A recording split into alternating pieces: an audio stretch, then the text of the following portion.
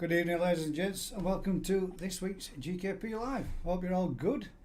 Hope you're all well. Usual thing, guys. We will be right back after this.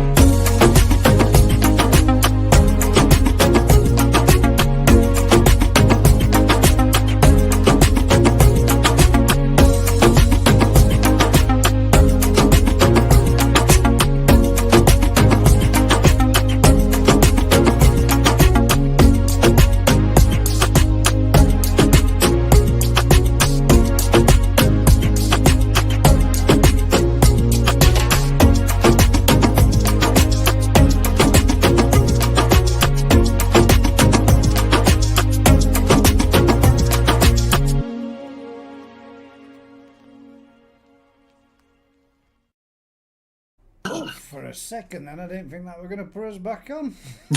We're going to leave us there without anything. It went black screen for ages. Good evening all, hope everybody's well. You We have somebody else back stream, but as of yet there's no picture, and I believe Rick is going to be joining us this evening. Hope everybody's good. Yep. Cold as. Cold. Yeah. It has dropped cold, folks. I hope everybody's ponds and everybody's fish are doing all okay. Woke up this morning here at the GKP to find my pond on outside at -8, and all my returns almost frozen completely solid. So switched everything off, switched the UVs off, switched the air off. Well, saying switch the air off, I didn't really need to switch the air off. The air was already off because all the pipes and everything had frozen up. And they've obviously frozen with the ground as well. And with them being frozen in the ground as well at the same time, that stopped the air supply. Evening, bud. You good? Evening. You're right. So my pond is officially shut down. Done. Till such time as the warmer weather comes through. But believe it or not, I was saying to you yesterday or the day before, Daz, all the fish swimming around in the pond, all of them seemed like everything were good, and then the following night they all started hunkering down. Guess which fish was swimming around like happy as Larry, even in the return area swim? Yeah. Jeff's fish. The only one that was 6 weeks ago laid on its side because the temperatures had dropped so cold. 6 weeks later, freezing cold. Last one, that one and the fish that I got from Vince, which is the one from Adam Bayer, and my little, what do they call it? Mark Gardner's fish that I got from you. Oh, the little one, that, you know, the Kikasui? Kikasui, yeah. Three swimming around at all pond, rest of them all huddled up. So, good evening. Cold though, isn't it, mate? Thanks for joining Hi. us. So yeah, a bit of a surprise this morning to come out and see a couple of fish still swimming around underneath, but under a complete full, almost, apart from where the return water was flowing back in, which the return pipes had got from a 3-inch return pipe. I could only just get my finger in. I tried to get hold of the ice to pull it out, but as far back as I could feel, the actual returns were frozen, as far back as I could feel inside the pipe. So I thought, I ain't risking it, going out all day. And when I come back over and come back home this evening, completely iced over the full pond. Yeah. So that's it. Everything shut down before. Mine was like an ice sculpture. Yeah. Too dodgy to leave it. Yeah. I'm only going to end up burning out pumps or pumping water across, pumping stuff underneath. That might be returning underneath, and I don't know if it's still running or not. So that's it. Boom. Everything off till such time as it warms up a little bit again. But yeah, -8, chuffing cold this morning when I come out. Yeah, we had -6. Can't even put air on. I've left the filter system with all the filter system and all the filter media is still submerged, still full, still in water. But the rest of them, when I popped the lid off the outside of my trickle tower system that I built inside the water butt, that was almost frozen to the top with ice. Yeah. And that's a good 6 inches of ice solid. So I thought, yeah, that's it. Switching it all off. Well, I found it interesting that the outdoor ponds, they're all frozen over. But the tanks in the polytunnel and the tanks in the koi house, no ice on those. Yeah. So weird, isn't it? Probably, I mean, it's not weird. It's a polytunnel. Well, I know, but I mean, realistically, it's only a layer of polythene that's it's not exactly insulated, is it? You wouldn't think it'd make that much difference, but maybe it just takes the wind chill off.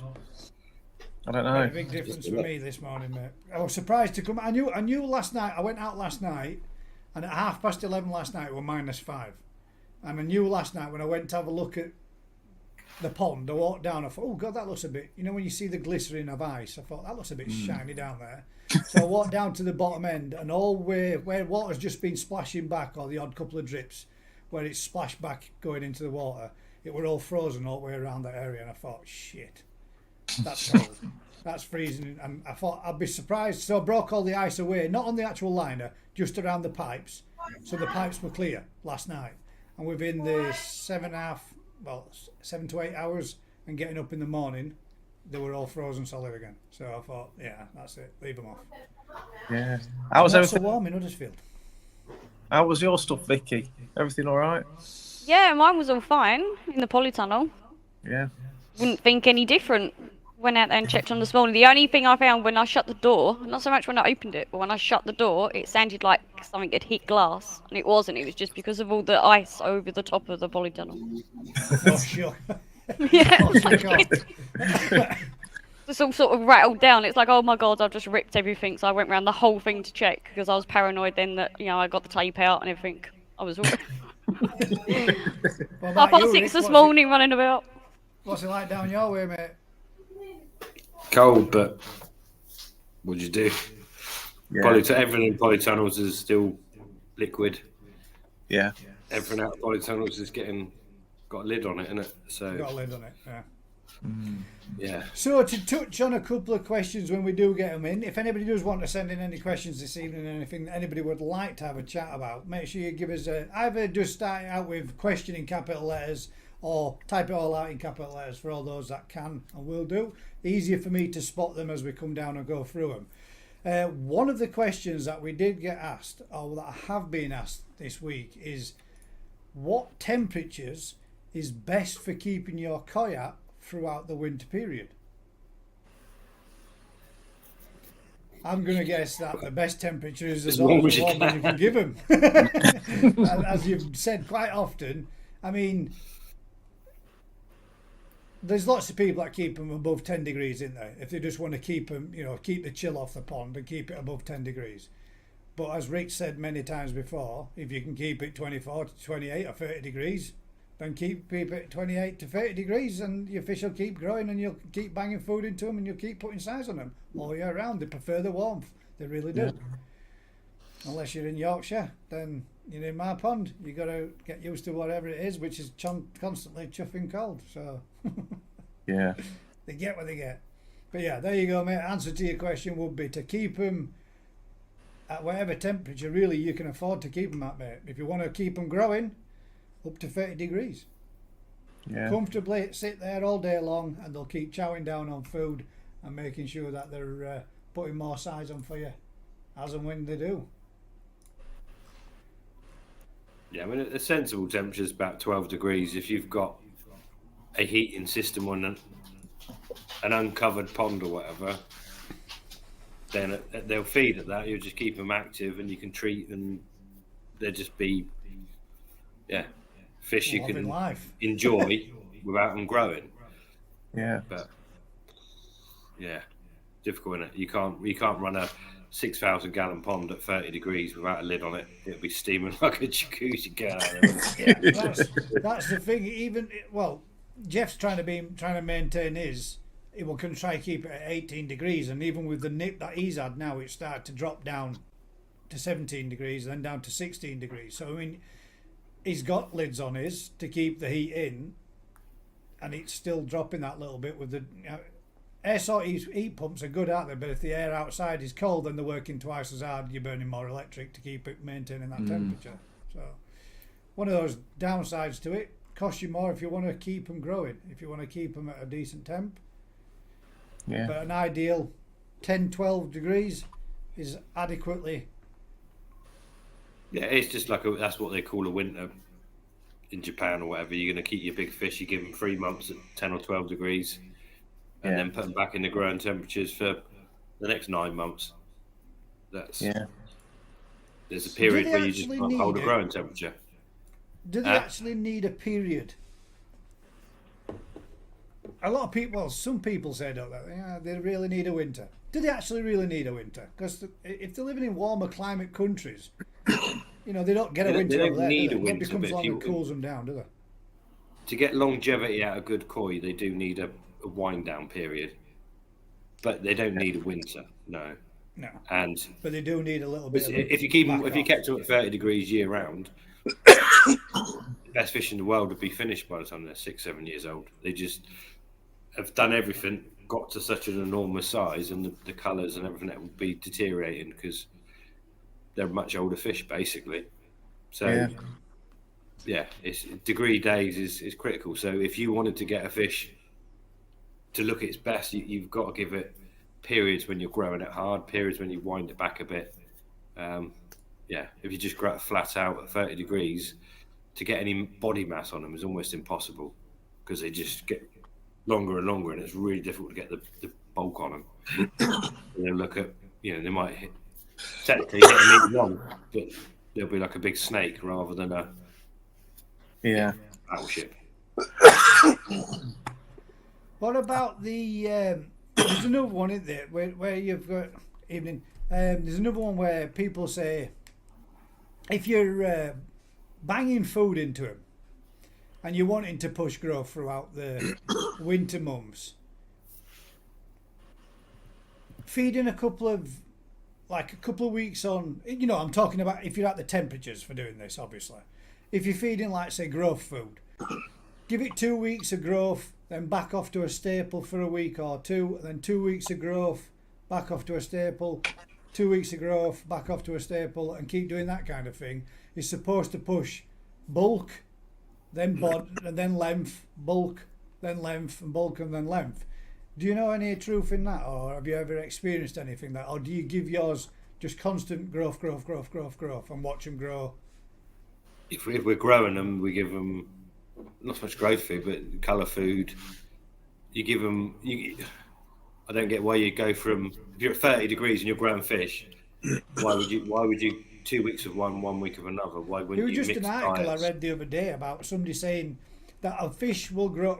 This is what the article said. This ain't me saying it. The article said that if you're banging growth into them, a fish tends to put a lot of bulk on, chunks up, plumps up, and then if you keep on doing that, they keep on bulking up and chunking up and might not necessarily get as much length. If you drop off the feed of high protein, then they go back, it sort of switches the body from bulking to stretching out and using, absorbing some of those nutrients that they've gained, and gain some length to them, and then go back to the growth again to bulk them up again, and so on and so on. That's what the article was saying that we're reading. Yeah, me and Jeff have spoken. I think we touched on it again. Only reason why I ask is because me and Jeff touched on this again the other day when we were having a natter at dinner time, and we read it I think it was last year when we read it about that's one of the best ways to encourage length and growth to your fish, as well as just getting a rugby ball shaped koi. Yeah, I don't know. To me, that's doesn't make much sense. To be fair, and to be honest, if you kept koi at 30 degrees and you're growing them, you'll never get any bulk on them. They will grow.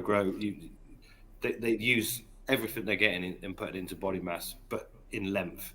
So to bulk them out, you have to drop the temperature to start putting, muscle and fat back on. Right. I wonder if that's what it was. I wonder if it was. So you change the temperature to suit. If you got them at high temperatures, you'll going for the more active. And the length and the bone, but some of the bone structure, but it's all mainly in length, and then you'll wind the temperature down to put on that volume. Yeah. Because so in theory, then, on top of what you're saying there, if as an uneaten pond, you're banging your protein food into them while you can, and they get a little bit of bulk on them, and they get some growth on them, and then you come through your winter months where you're easing off with a growth food, you're slowing down, or you're changing to any other types of feeds, less high proteins and such. Would that mean that your fish should necessarily start getting a little bit of a cooling period for that and get some more length to them throughout the winter the months? Because I measured my fish last year prior to the winter, and when I measured them come spring, it gained a cm. Yeah, could have been gained a tiny bit, but like you say, you're watching your fish in your tank doing a centimetre a week. Yeah. And then you're talking about fish doing a centimetre in 6 months. It's not as much from it, but it's nothing. But the reality is, if they haven't got the temperature, so the high temperature, it just accelerates growth in terms of bone growth or whatever. So you the head shape, the body, they'll all grow, but you just won't get the body mass on them at high temperatures.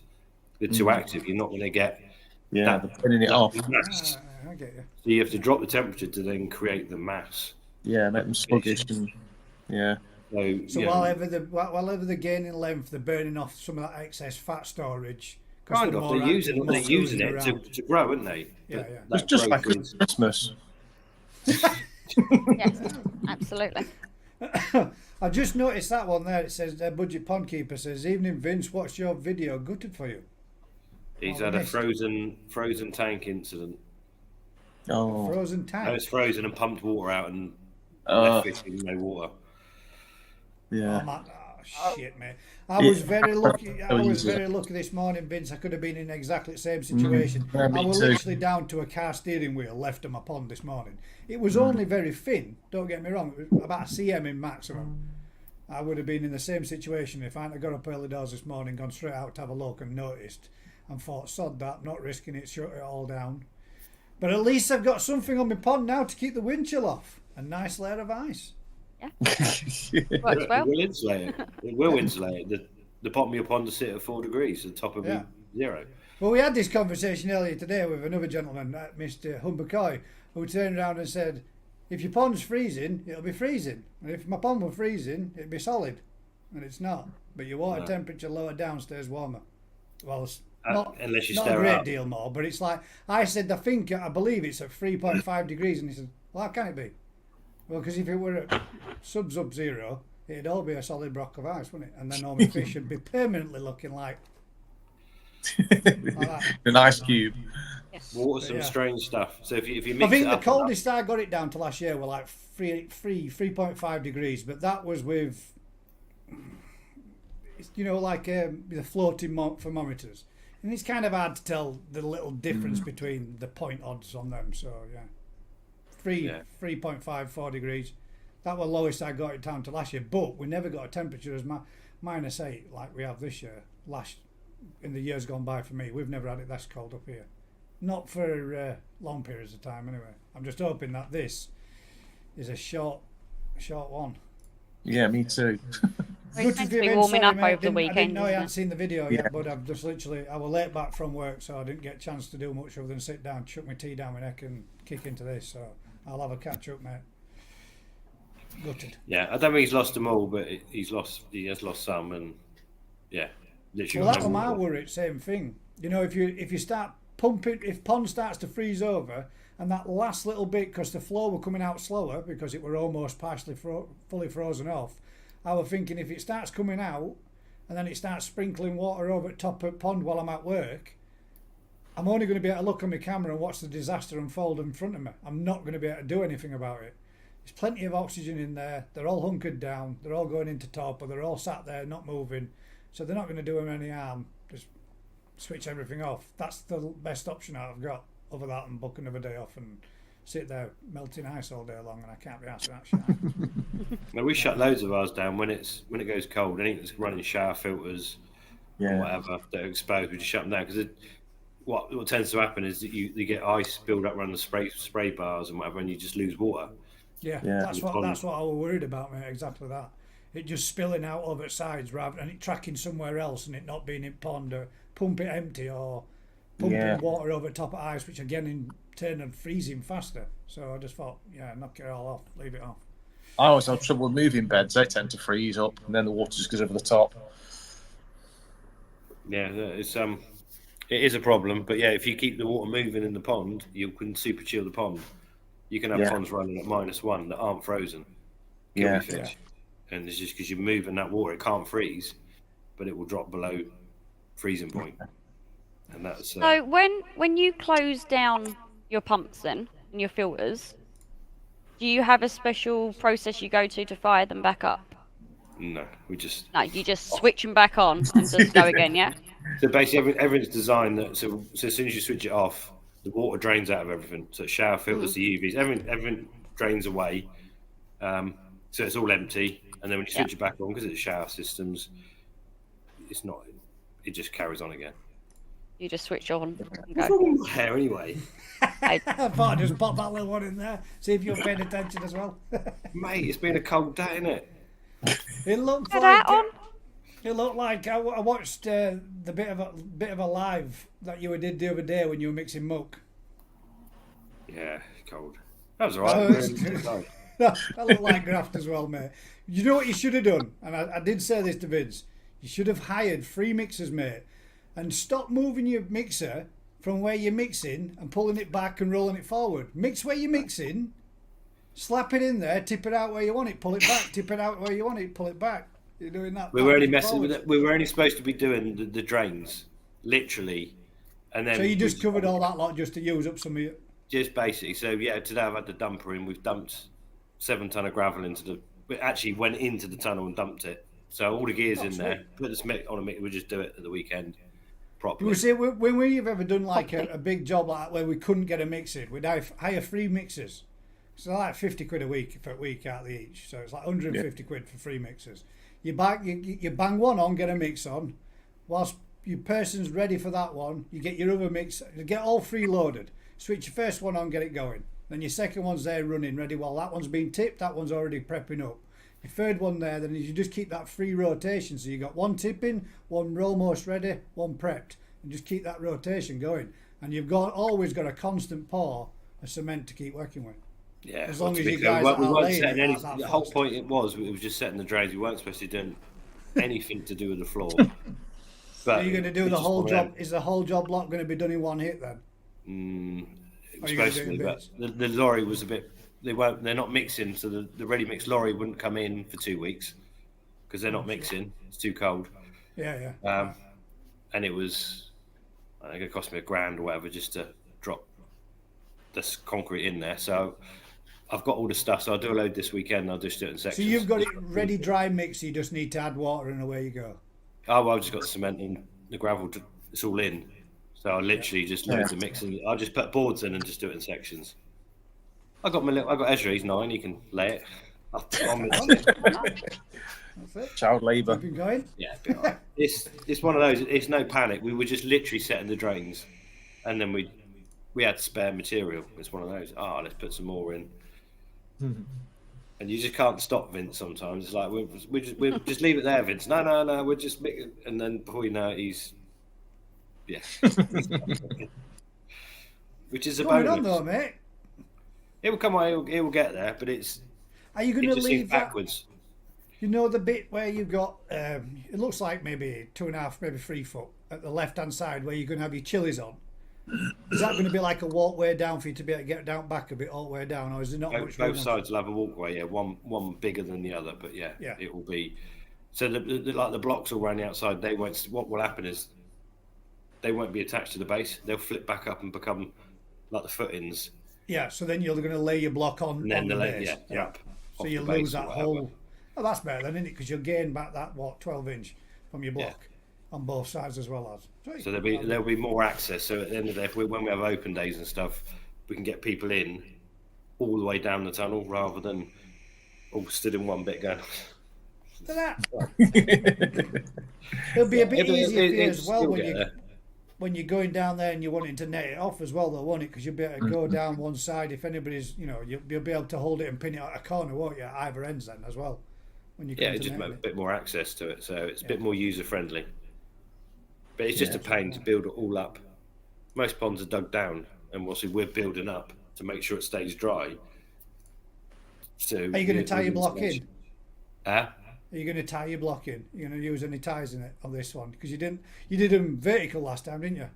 Yeah, it works. It literally is only going to be 3 blocks high anyway, so they will be tied together. It will be concrete, but it's the whole thing is raised almost out of the ground, rather than most ponds are dug down into the ground. So the whole thing's just going to stay bone dry, regardless. So the insulation will work better. So yeah, it should work all right, but it's going to be quite raised. There's not going to be a lot of headroom between the top of the tunnel and the ponds. That's the I got a question. Now you got to answer this one honestly. And this is not my question. This is from Clive Steers. Question for Ricky: What is it like working with the Chuckle Brothers, Vince and Dave? Bless the little cotton socks.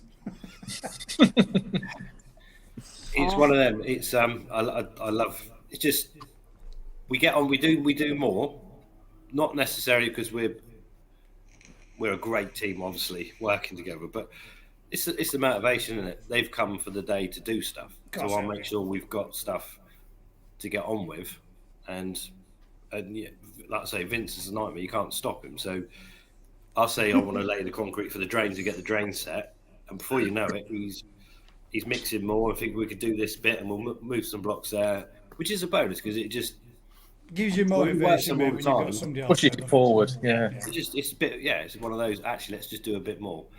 I said the other day, we'll finish. We've done what we need to do. And Vince's like, there's 5 bags of cement left. Let's just do another 10 mixes. And I'm like, well, you might as well use it, haven't you? If you've got it there, get it done. It's one of those. You might as well use it, but also I'm not there to kill them and slave drive them, whatever. And I think poor old Dave was like. It does help because it's just they're only there 1 or 2 days a week, so they want to get stuff done. Yeah. So when you're there all the time, you make excuses perhaps not to do something. You think, I don't need to get the mixer out and do another load of mixing, or I don't need to do this. But because they're there, you actually end up doing more just because they're there. Getting fish. We would never have sort of fish out on Wednesday. Normally, it's cold. No one wants to get their hands wet. And Vince's like, yeah, let's do some more twisted mix. Okay. So we sort out another load of fish. He picked some cracking fish, to be fair. But we wouldn't have necessarily bothered to do that in those conditions on that day. We'd have just gone out and done some tree work or some maintenance on the farm. So, yeah, there's bonuses to it, but it's having Vince and Dave. So keeps you going, mate, doesn't it? they're brilliant, mate.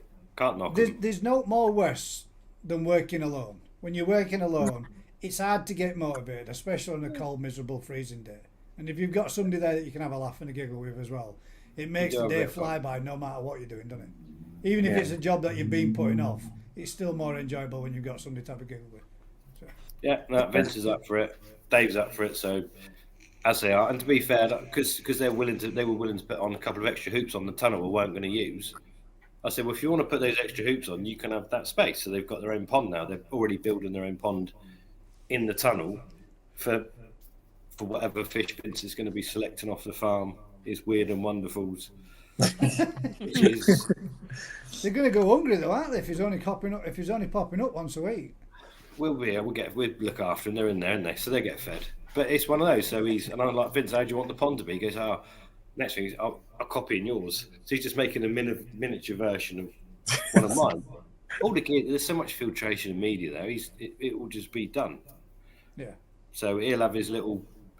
Him and Dave will have their. It'd be nice to They'll grow see on some of the weird and Minimal. wonderfuls that you wouldn't normally grow on that Vince will pick though to see what they become. It would be good to see it. Yeah. There are. Well, why not? It's no skin off my nose, isn't it? They chuck the extra hoops on the tunnel and do the work or whatever. Yeah. It's fine. That's it. Sweet.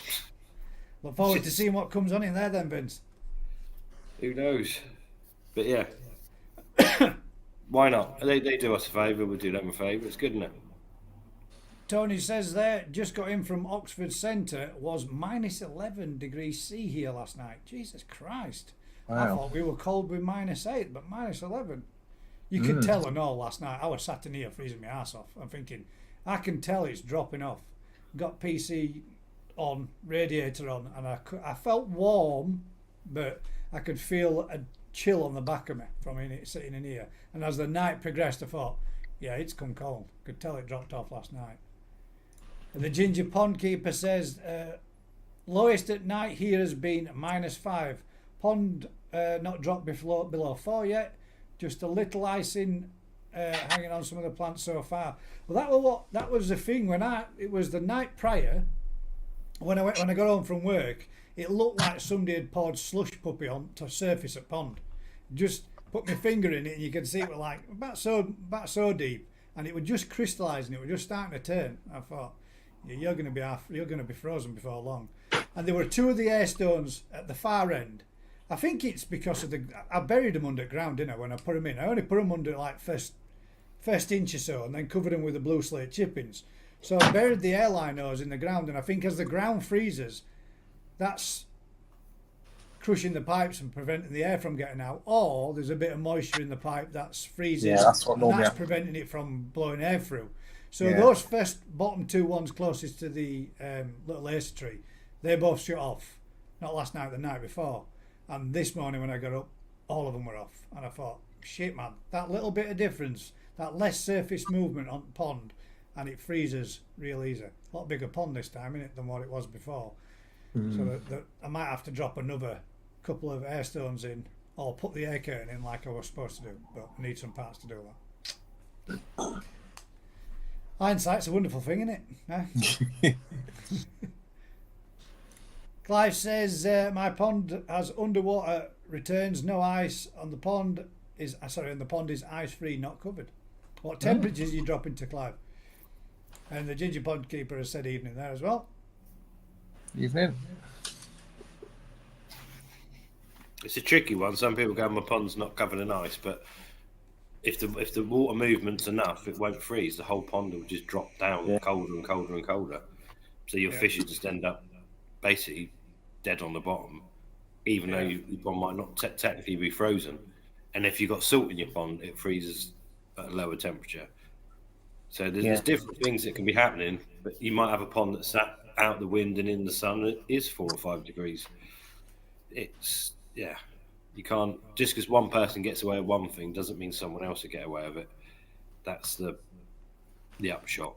And if you're worried, shutting things down is not a bad course of action with some ponds, just for a few days. Not doing any great harm, but each pond's different. That's the problem. So you can't just give a flat piece of advice. at the end of the Sometimes day, it's not the freezing that causes the problem, it's when it thaws out, does more damage. Yeah. When pipes have expanded with frozen water inside them and then shrink back and you've got cracks and stuff like that. I've already seen little messages in certain groups that I've been in where people have been saying the pond's pumped half empty. Everybody's saying about checking rubber boots because as pipe work gets colder, you get a little bit of shrinkage and your boots become loose. Don't know if there's any much truth in that, but yeah, my boots have been loose lately. because your feet have shrunk a bit because of cold. That's because you keep leaving water in your waders. You meant to empty the water afterwards. We've been through this. Yeah. A lot of people won't realise if their pump pipe work's frozen, they don't even notice it's frozen, obviously, until it defrosts and then it's split and pumps everything out. That's when you notice. You might find on Saturday loads of people got no water in their ponds because they've had frozen parts of the pipework that then suddenly, leak a lot. Yeah. Yeah, UVs are a great one for smashing, aren't they? Well, that's what I thought. I switched everything off and thought, sorry, I'm going to go back to what I've done in the past when it's been bad and switched it all off, and they handled it in a lot smaller pond than what they're in now. So we'll see. Switching off without draining the UVs just to. Mine are all gravity fed, so they both drain. So they all drain, but other people won't be. So if they switch it off, the UV will sit with water and then just smash, and then they'll turn it back on and. Bang.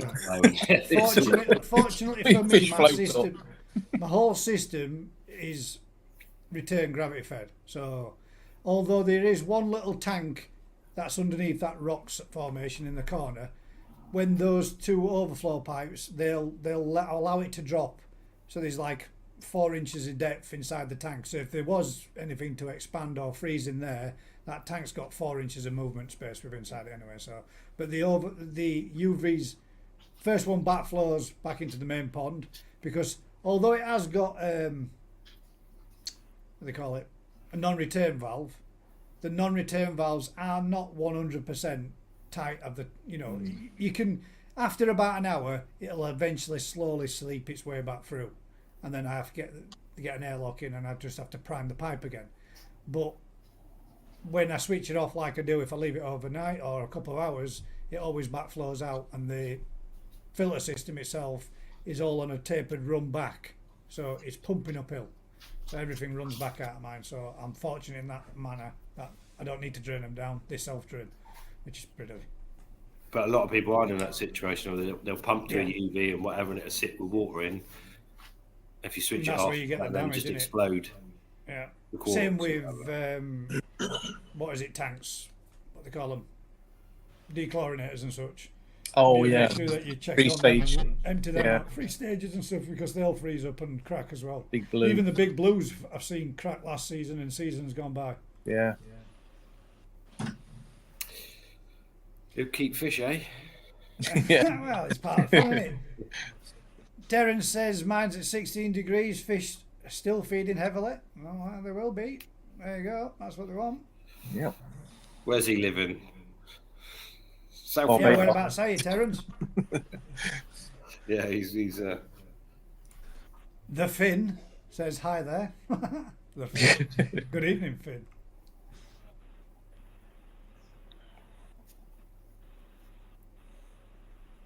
Marik's koi pond says, I've just asked my favourite koi. She said, like, do I need a winter?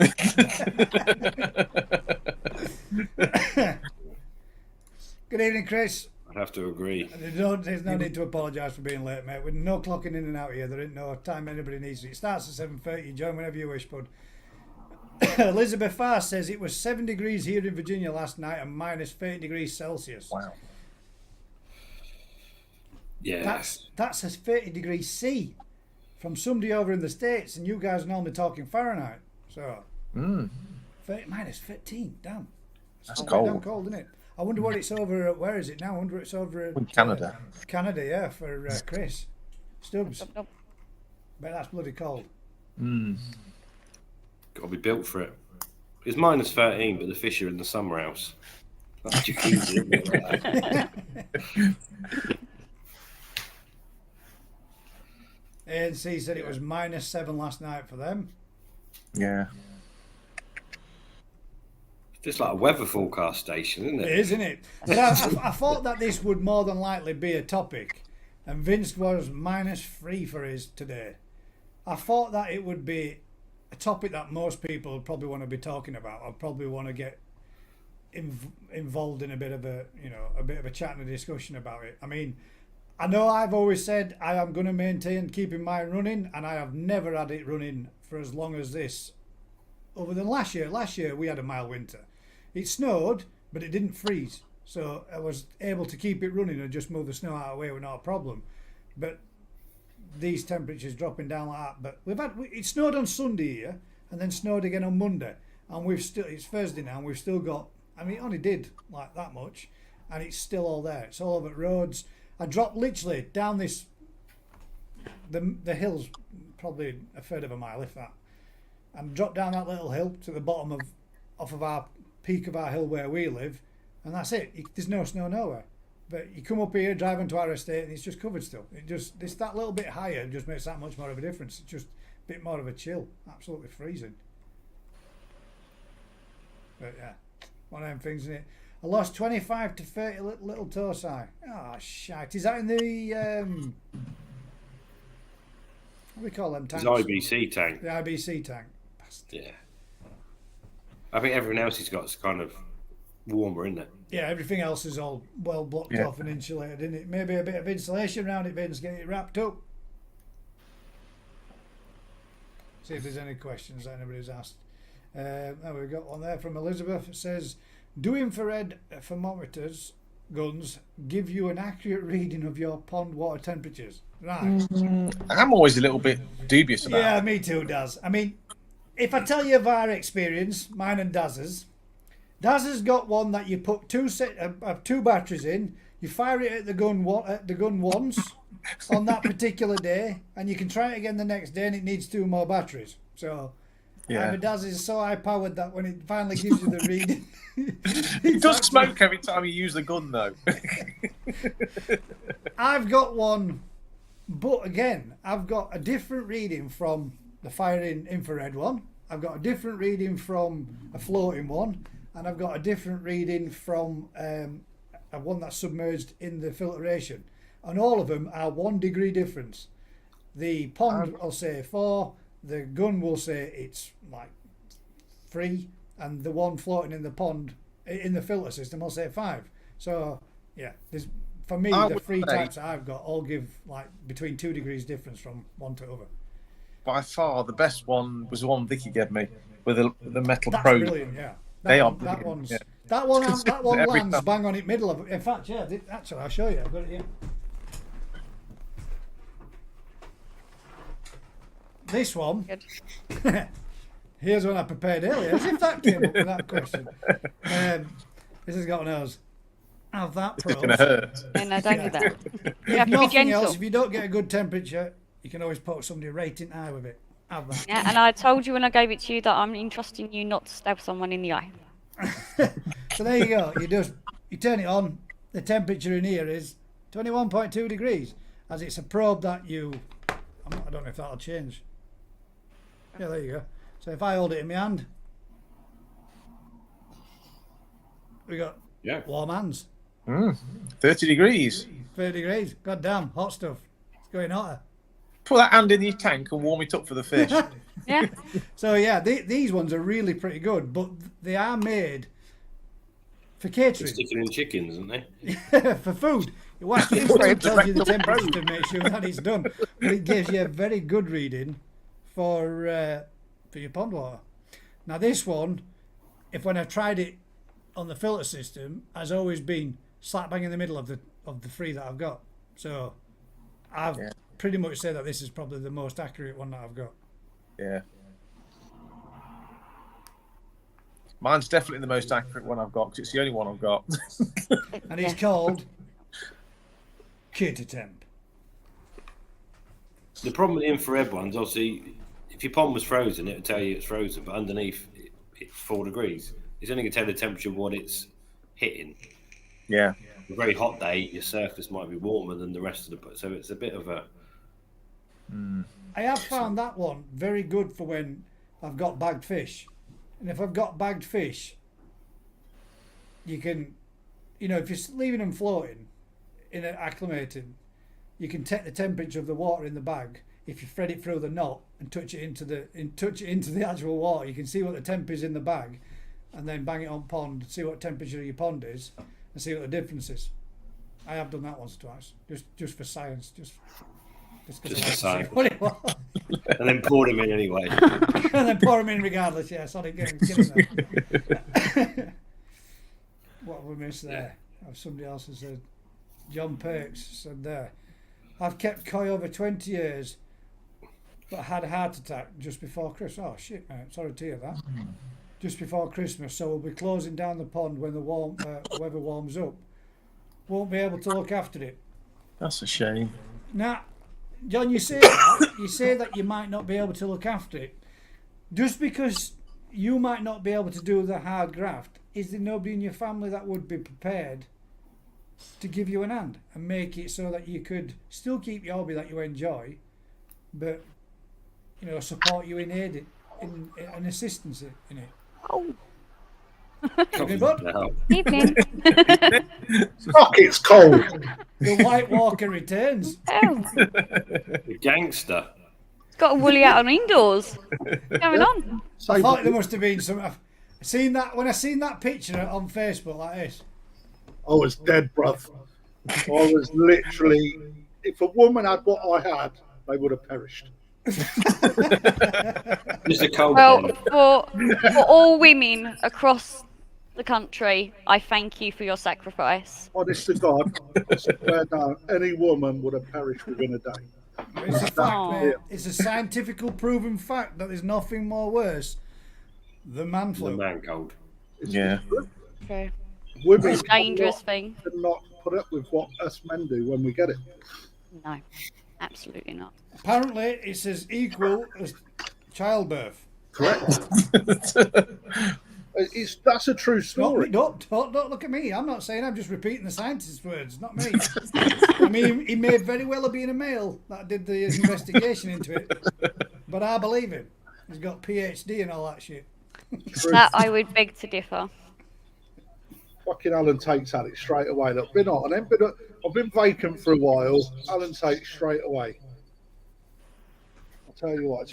I liked his comment on it. I liked his comment on your Facebook picture. Man up. That's brilliant. I've laughed, mate. Straight in it. But yeah, John, worth looking into, mate. If there's anybody, if there's anybody around, or if there's any, koi club societies or anything that might be able to help you, or downscale it so that it's a little bit easier, or perhaps maybe going to more of a automated system with a little bit of an investment so that you can do it on an easier scale. Worth thinking about, rather than throwing the hobby that you've done for, well, there you go, 20 years. It's a long time to be keeping something and have to.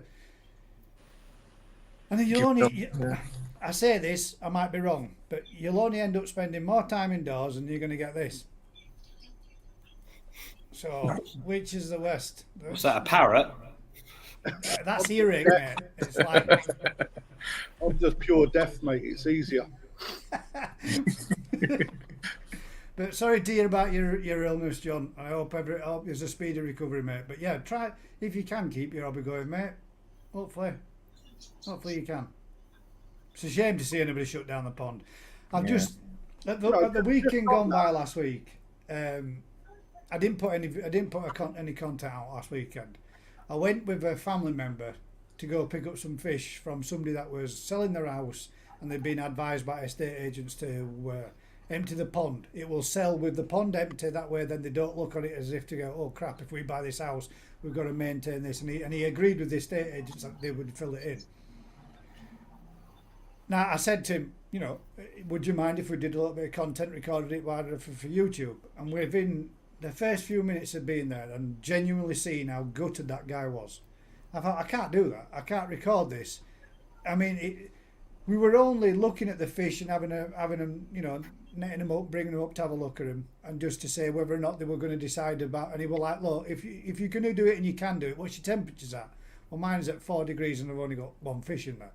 So we can take these other 8 fish from here, put them straight in. At the end of the day, you're only going to be running the risk with 1 fish. So we're like, well, we'll do that then. So we'll move them, because 4 degrees, moving them, cold temperature. We bagged them up, boxed them up, shifted them. But I was going to record it all, and the look on that guy's face, he was genuinely gutted. He was sickened, and his fish had got to some chuffing good size as well, 55, 60 cm, and he'd only had them for like 3-4 years. He'd got some good size onto him, but he was wounded. Within first 5 minutes being there and recording it, he took himself in house and he didn't come back out. I'm like, are we just going to do this ourselves then? And Kev were like, yeah, I think we'll sort it, mate. I think he's a bit sloughed, a bit upset. But yeah, it's when you've been doing something for as long as 20 years, or you've been keeping something, you know, something you've always had as a hobby, to have it taken away from you, it's like, you know. But on that, don't like rush into a decision, because there are people out there that look after your filters for you for a very exactly. small That's just what I'm meaning, mate. Yeah. So we down at the store, we've got a couple of guys that do exactly that. So if we come across it, we pass their details over. So it might be worth, wherever you are, John, like talking to your koi dealer and see if there's anyone local that, you know, makes it affordable for you, mate. That way, there's quite a few little companies that are sprung up on there now that'll do general pond maintenance and come around and do everything you need to do. And if you're up to a drum filtering for such, you know, that servicing and maintaining it is cut down dramatically, because it's all automated for you, and all you have to do is enjoy the pleasure of keeping them, which is a lot less physical side of it than what it used to be. Still have the input though, Gaz. You know, they'll still do what you ask. Yeah. You know, if it's a physical labour, you know, and after suffering a heart attack, I can imagine, you know, that it's no lifting, none of that, bending over and all the rest of it, isn't it?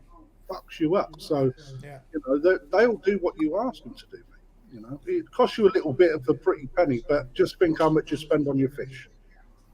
That's it. Yeah. So all best, John. All best, mate. Let's see if there are any more. Could ask the ponder man, apparently. I wouldn't trust him with a dead dog. Here we go again. That bloke is such a tit. Sorry, it's on your channel, Gaz. Just put it. I'd love him to come down to the store. Oh dear. Tokyo 1. Hello, people. Can I do a fish scrape with a fish under sedate? Because I really struggle doing scrapes. You can, mate. You can, yeah. Yeah. You only have to get the fish. You don't have to put it right under as if you would do if you were going to be doing kind of, you know, repairing an ulcer or trying to treat an ulcer or anything like that. Just put just a small amount of sedate in, just till the fish becomes more cooperative. Don't foil. Yeah. As much as what you would do if sometimes when you see a fish that's in a bowl and it's perfect, that perfect photograph, that guy ain't been sat there for 300 photos later trying to get the perfect shot. He's been sedated enough just to keep him relaxed. But yeah, 100% you could, mate. I wish we could. There's nothing more frustrating or scarier than trying to get hold of a fish that's flapping around like crazy. Lots of fish that don't like to be turned upside down or flipped on the side or pinned to a side of a bowl. You get a bit spooked by it. But I will say this much, mate. If you put them in a koi sock, so the head's covered and whatever, you can hold them against the side of the pond through the sock, and they'll normally just lay there. And you can just take a scrape, and no sedate, no nothing, just no bother. Now, would you say that's because they're in a darker environment? The sock. It covers their eyes. They're in the same temperature. When you touch the sock, the temperature of your hands is not, so that it's the same temperature as the water through the sock. They just literally go off and lay there. You can take a scrape, bit of mucus, and they won't even move. Same with birds and everything, isn't it? You cover the eyes, it calms them down. Oh, no. Oh, sorry. On our last night, it was mental. Where were you going there, Rick? Oh, dear me. Well, it depends on the circumstance, surely, but yeah. It was a toy sock as well. Just to get close, like, come here, love. Wham. Calm down. Even I put my foot down to that one, though. Oh, dear me. There you go. Hang about. Here we go. Clive Steer. Oh no, it's just gone. He's gone. I should wait 1 second, Clive, and we'll get the Look what the question is, sir. Question for Ricky, comma. question for Ricky. We got nothing else to go with. Just put the log on the fire. Have I? Is there a question there for Ricky? Clive? No, That's there it. isn't, is there? No. Even further down, there still isn't. Question for Well. Ricky. 1 He degree. must have forgot it. I feel like you. Oh, dear me. I hope you did that one. Is that my question? Dino 1 says he's degree. a lemon. Tell us something we didn't know. Didn't send any pictures in. Yeah, Dino. Don't. But what we'll, when we were talking the other week, Jeff says he were cool for doing it, mate. 100%. But don't be balling your fish up or banging your fish out for a photograph in these temperatures, mate. Let's wait till there's some slightly. What Dino and Jeff Lees would like to do is put their lemon harawakis to the public test to see who the public thinks is the best lemon harawaki, and may the best harawaki win, and then that particular individual has as much bragging rights as what they want. The Harawaki Or off. shall ever hold their peace. But yeah, don't be doing it in these conditions, Dino. Jeff said the same thing. It's too cold, man. Too cold going out there. Jeff's heated. He's got 20 degrees. He might be heated, mate, but you've got to remember that Jeff is also a slightly more older. Jeff, I'm being nice here. Older gentleman. An Senior. older gentleman messing around on an icy, slippy surface trying Mature. to get a fish out of it. Mature, that's the one. That's it. He's more of a mature gentleman. So he didn't want to be out there and he's freezing his ass off, even though his pond is warm enough to probably have a fucking tequila in and sit there with a brolly in it. Hard on the sides here. We It's as don't warm as his jacuzzi. want to risk the best Harawaki in the world, do we? That's it. That's it. He didn't want Dino to turn around and damage out, or same thing. So we'll do it at a later date, mate. I think would be a better thing. Simon says I'm sitting at 16 degrees C now. Did go down to 12 and now got high NO3. Nitrogen. But I've got one sulking and a couple flicking That's onset great. flukes. And you just banged some new fish in there, mate.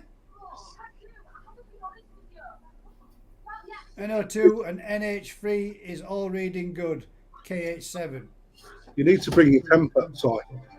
You're in the top end of the never region there, mate, where parasites like thrive and the fish don't know what they're doing. So bring it up to 18, you'll be at a good level for your fish to cope, and the parasites won't thrive as much. So they'll be able to put up with it a bit longer.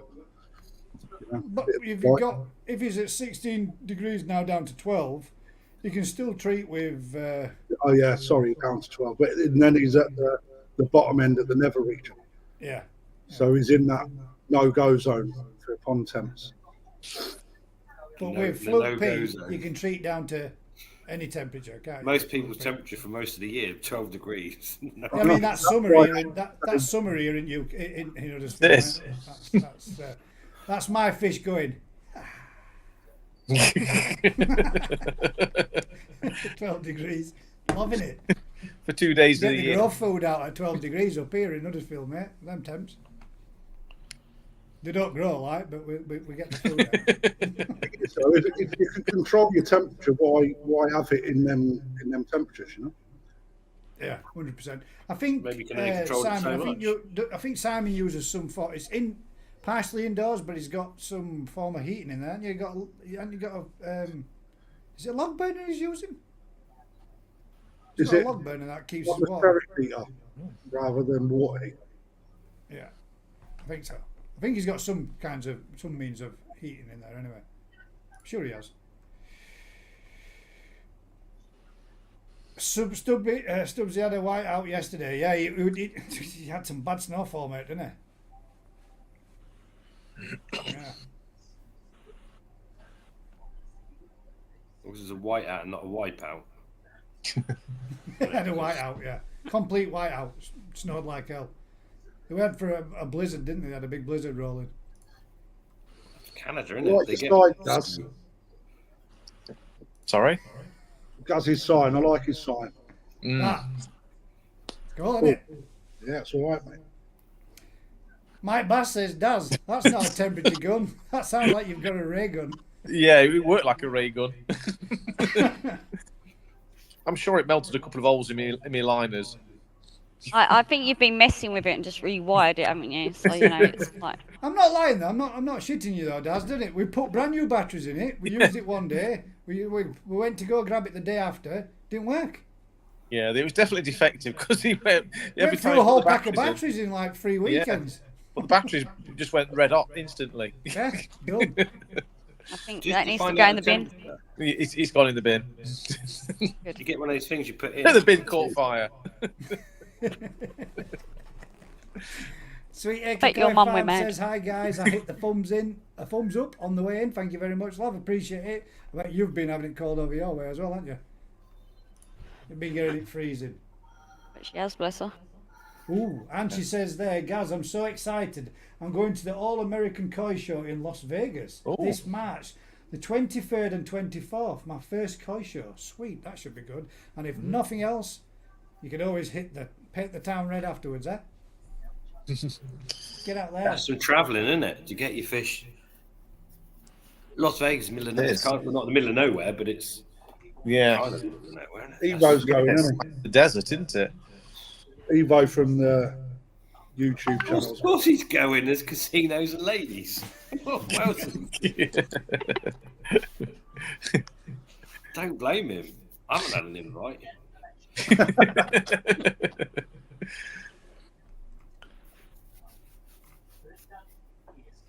Yes. Simon said yes, it did. Just got some new fish. Them, mate. That nice too. Nice fish, them, mate. Got to admit, I'm not going to deny that, bud. Nice, very nice. Shared them on the Facebook group for all those that didn't see them. You can go there and have a look. And we did say this week and for the foreseeable future till temperatures warm up, we aren't going to be doing any more koi appreciation. If somebody wants to share anything, fish, pond-wise or whatever, if you still want to send anything in, feel free to do so. If you've got a heated pond and you want to say, "Here, I'd like everybody to have a look at my fish," feel free to send them in, not a problem. I'm more than happy to share anything that anybody posts with us. But as for Goldfish. apart from your goldfish, unless it's a tamasaba, there's an exception. Then you can share that. Fine. Look, And Mr. You're gonna go. Did you see that? Did you see what he's done? Mr. Hadfield.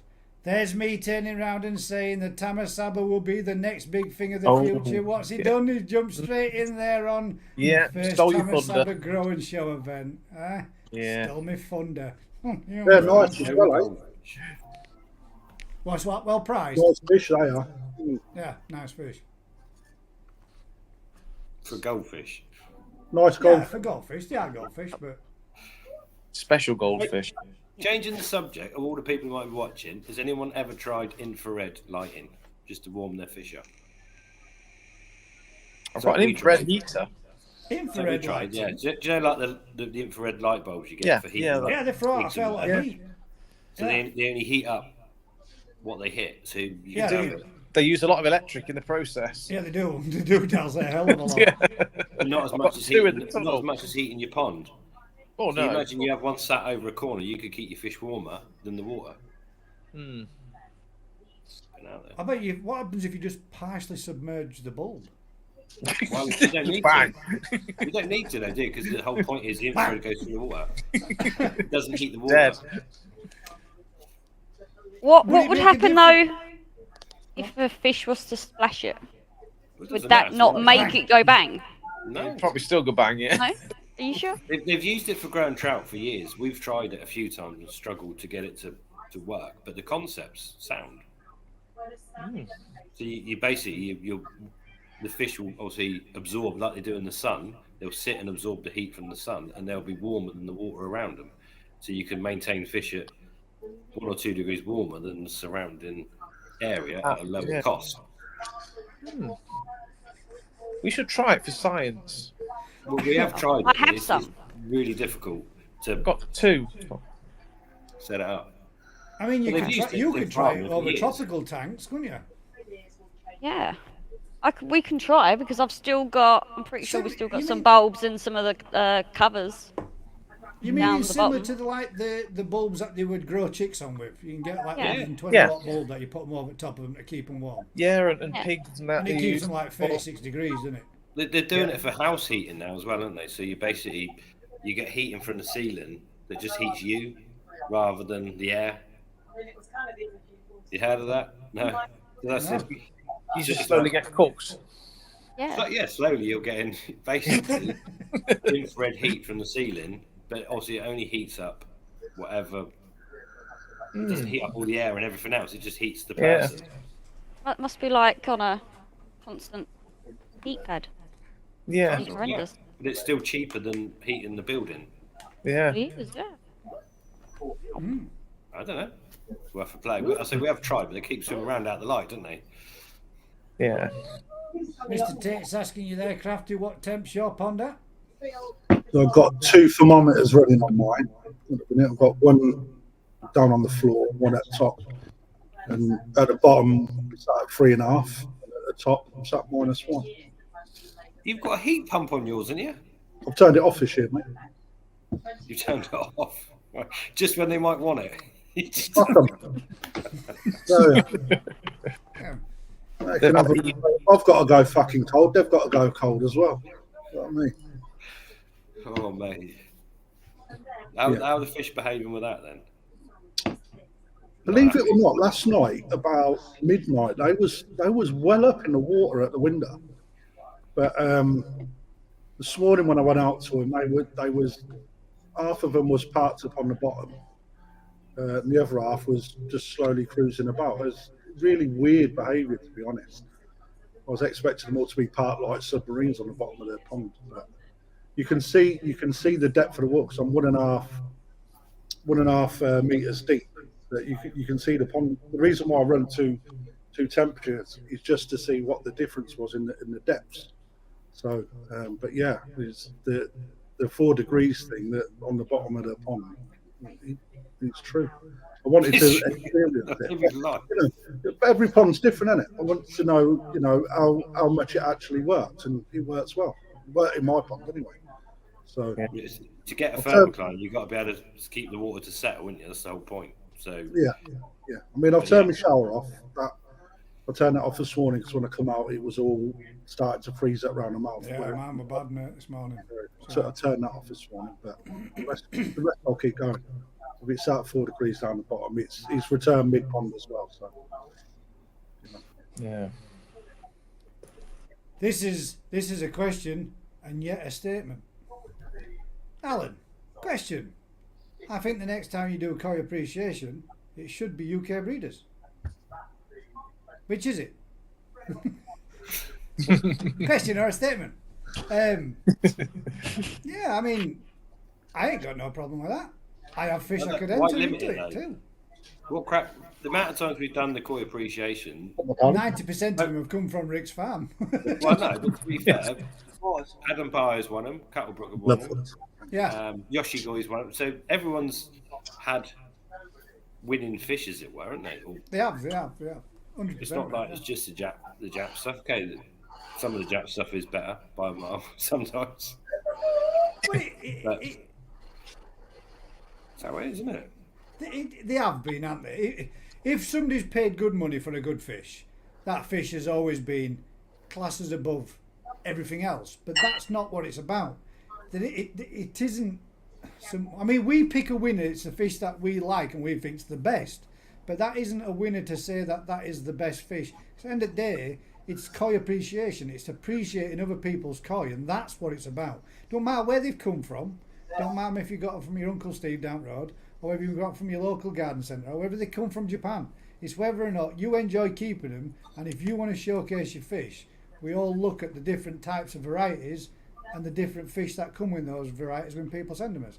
So, yeah, doesn't really matter where they're from, to be fair. But I ain't got a problem with doing that. What we need is somebody to actually pick a fish that we're going to do for the next one that we haven't already done, and that list is forever growing. I don't really believe there's that. I mean, there is probably another 10 or 12 or so varieties, I think. I think we've pretty much covered them all. But we could do best toe side, best knee side, best sand side. There's loads more options we could do to it. Yeah. What about Goshki Sanki? Goshki Sanka crosses. There's only about 2 in the country. How are you going to prove it?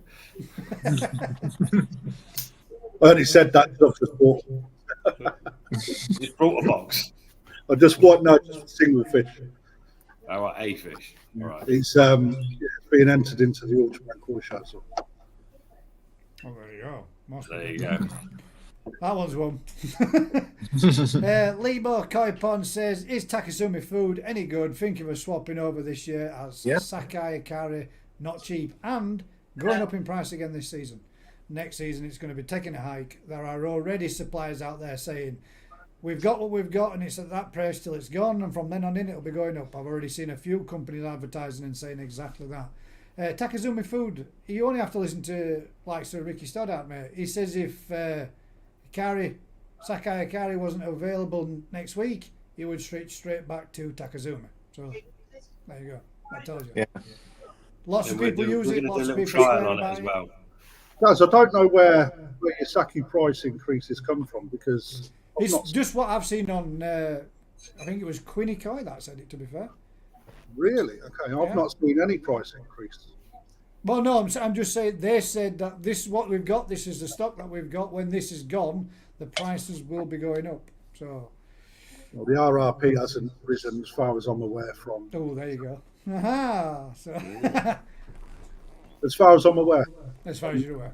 I'm on the mailing list, so Like nice little disclaimer. what I get, I should get. But I haven't seen. But yeah, mate, I've seen people use it. I've seen Aaron use it this season. Aaron used it and he switched partly through the season and still got really good growth, didn't it? On some of them fish, he did really well on them. He doubled the size on some of them, so especially on his Kajaku. Little inside joke. You'll know what I'm talking about. But yeah, I believe it is good stuff, mate. And it's something that, while we've all spoken as our little group of friends, we've all talked about giving it a go. I think I might be changing to it. The only downside to it, this is the bit that this shit grinds my gears, man. Why you can buy a bag of Sakai Akari, 15 kg, you can buy a bags of other foods, 15 kg. Takazumi, no, we're going to do it at 10. You get 10 kg for the same price as what you would pay for a better branded food in a 15 kg bag. So you get a little bit less of what you pay for, 5 kg less. It's the biggest bag you can buy, that's my only gripe with it. I'm losing 5 kg. I'm paying more than what I would be paying. But if you want growth, we've got a good selection of food actually. Yeah, they have, mate. There is a lot of foods out there. And I have not heard anybody say a bad word about it. There was rumour that you got more waste from it, and they did produce a lot of waste. I heard people talking about that, but Aaron put that to a test for us and for his own channel. I'm saying for us as a collective. He was using it and said, "I'll have a look. I'll check on a daily and see what it's like." And he saw a decrease in waste on the bottom of his pond as opposed to what he would have done normally. So I've started using Takazumi on Tozai through to Sanzai. Through to Nithai. The main pond's getting second. So it's a cheaper alternative. I just like for the Tozai, they do a real nice tiny 2-bit pellet. That's floated and sinking as well. So they can get more down them, and the Tozai, what we got, about 750 Tozai just come in. They've been with us now for 6, 7, 8 weeks, and they've done well. Good growth. They kept the colour indoors as well. Going through the shifts that they have, they've done really well. Quite impressive. Dino, just reading Dino's comments there. Nobody's lemon is better than mine. Oh, you lot would have had it in last week. Well, we've already got it in from the earlier. Oh, dear. The trouble with the food, the whole food issue and talk about it, unless you're going to do proper trials Yeah. in proper conditions, you've got no chance. Yeah. If you're I running mean, you can only. Yeah. 10 identical ponds at 27 degrees with identical fish and everything, using all the different foods, and there's so much talk about certain foods, but there's so many other foods out there. Not the stuff we use. I'm talking about all the Japan pet products, all the Medicarp and Shiroji, and there's so many foods out there that are designed specifically for certain points in koi's life. That, yeah, it just seems to get down to Sakai Hikari, but they do lots of different foods, so that confuses people about what they're buying and what they're doing and what they're feeding. Yeah, it's. I think at the end of the day, it's like anything. You ask people, you use the food if you're happy with it. If the fish are doing right, crack on with it. And if you find the food colours your water or the fish aren't doing so well, change it. If you can't afford it, buy a cheaper food. Correct. But again, when you say that, Rick, it colours the water. If you look at Ricky Stoddard's video that he put out over the week, I mean, he showed he took out a bag of water in a plastic bag to show the colour of it and said, "My fish are growing like stink. These fish are thriving." But the coloration that's of this different, water mate. He's putting a kilo of food a day into 1,000 gallons of water. He's growing fish. If you want to get growth, something's got to give, hasn't it? And if most people's ponds have got 20 fish in 1,000 gallons. He's got 500 fish in that same volume. He's pushing them, so he's going to have his water clarity, like ours, will be off the scale bad, but the quality will be okay. So you can't.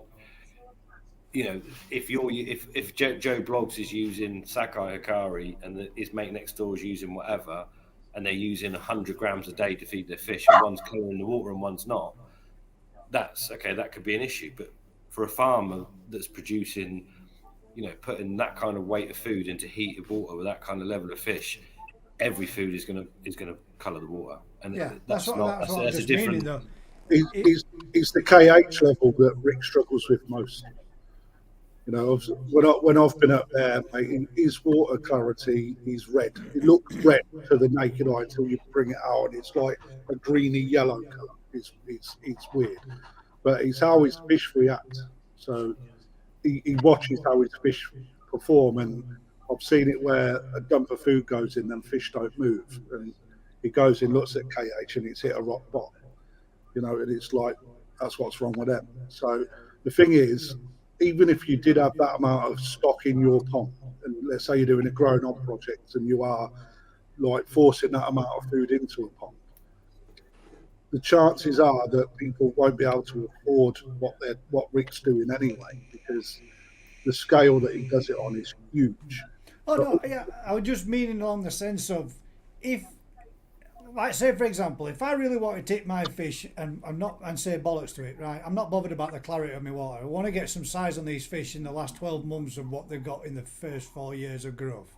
Yeah. If I said, right, shit to it, as long as my filters can handle it and keep up to it, I'm not bothered about the clarity. All right, yeah, viewers won't see them on my channel when I'm recording, blah, blah, blah, blah.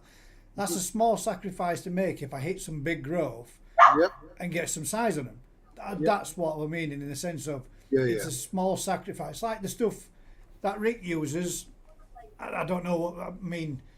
You feed yours a lot of colour foods, and a lot of your water's green, and it's bottle green, isn't it, mate? You don't use any ultraviolets. You're not worried about that. You're not bothered about clarity. Water quality, but not clarity. Yeah. If clarity doesn't need to be an issue with them for seeing them, you can push those boundaries a little bit more, because you're going to get bottle green water, aren't you, eventually, or discoloured water by heavy feeding. Guys, anyway, even if you're feeding heavy, I mean, that's not really going to affect nothing other than the clarity. That stuff I use, that's bad for colouring my water, man. Yeah, I mean, when you start to tea stain out the water, but on the level that Rick does, mate, it looks like red wine, mate. When he done, when he's done the Tucano Sankey, mate, and I went up there, my God, I said, what the hell is this water, mate? He said, this is what the pond's like from the amount of feed that he's doing. And I was like, wow. But again, even if you scale it back, you're not going to, you would still, the clarity that Rick gets against what you would get from the volume of your stock, it wouldn't be nowhere never near. Be nowhere near that, no. No. Yeah. You know, it's one of them. But I agree. If you want to sacrifice that clarity, because most people they react to the colour of their water, don't they? They want it. Yeah, exactly. Yeah. Everybody thinks clean water is healthy water, and it ain't the case at all. It can be crystal clear, but toxic as shit. Yeah. You know, it's one of them. I was listening in the car on the way up back home about the growing thing. One thing that people was about to mention is the temperature of the water and the stability. Most people without heated ponds can't achieve that. They get a constant up and down, up and down. So when you was talking about bodying up and lengthening fish, it's not like what Rick was saying, where if your water's at 30 degrees, you're going to get length, but you get no body. Okay, there's quite an interesting video on YouTube, Sakai Fish Farm, when he's actually talking about his jumbo toes growing onto his bigger fish, where he actually fluctuates the temperatures of his water 1 and 2 weeks at a time. So, but only by a few degrees. So bring it up to 22, down to 18, up to 22, down to 18. But he keeps the diet the same. That way he's creating growth. And then when the temperatures drop off, the same volume of food goes in and they start to body out. It sparked quite a big debate. You know, but it's keeping that water temperature at the maintaining it throughout that 2 weeks, dropping it off and maintaining it. That's the bit. Unheated, you're not going to do that. You're going to be up and down, up and down, up and down. There's no consistency. Yeah. Yeah. So what you're saying though, he's dropping the temperature to build body, Yeah, bringing the temperature up. So that's just Exactly what I was saying earlier, isn't it? Yeah, but I may have. I mean, it is 12 months ago since we read it, but me and Jeff were talking. It's only just because me and Jeff were talking about it that I thought, hang about. I remember there was something about that. Maybe it was temperature, Jeff, taking the temperature up and temperature down, and not feed, changing from protein to lower, to higher to lower, to higher to lower. Maybe it was. so Maybe it was bringing temperature. the temperature down is not only going to body your fish out, but it's also going to help that fish then start creating the quality in the belly plate and the sumi. It strengthens that and it brings it back up where it then concentrates on growing, brings it back down, and then it then forces all of them qualities out in the fish. What about another one then? On top of that, what do you think about doing? Like giving them if you've been feeding hard, then all of a sudden just give them a day where they have no. Let them have a clear out and then go again. A day's not enough actually. It's going to take 48 hours for that fish to digest the food through anyway. I don't see any benefit in doing that personally. You know, keep them on a constant. Let them know it's still there. As long as they're feeding and they're happy, keep them going. If you're paying to grow them at a high temperature, why would you then not feed them? Yeah. Yeah. I'm just asking what I'm not saying not to do. I'm just saying I've heard of people saying that they've done like 6 weeks banging loads of food in, and then give them a couple of. I thought it might have been 24, 48, but I thought they'd said it like they give them a day off and then nothing, and then go back into heavy feeding again. But but on top of that, just feed Rick, done it. Just get it in. Just feed. So many people get hell bent. So many people get hell bent on growing their fish big.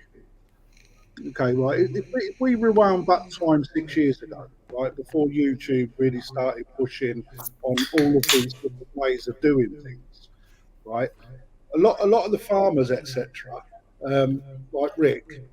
The reason why he pushes his fish to grow big is so he can put pound coins on the value of the fish. Okay, if you buy a tozai, there's nothing wrong with putting it in your pond and letting it grow naturally.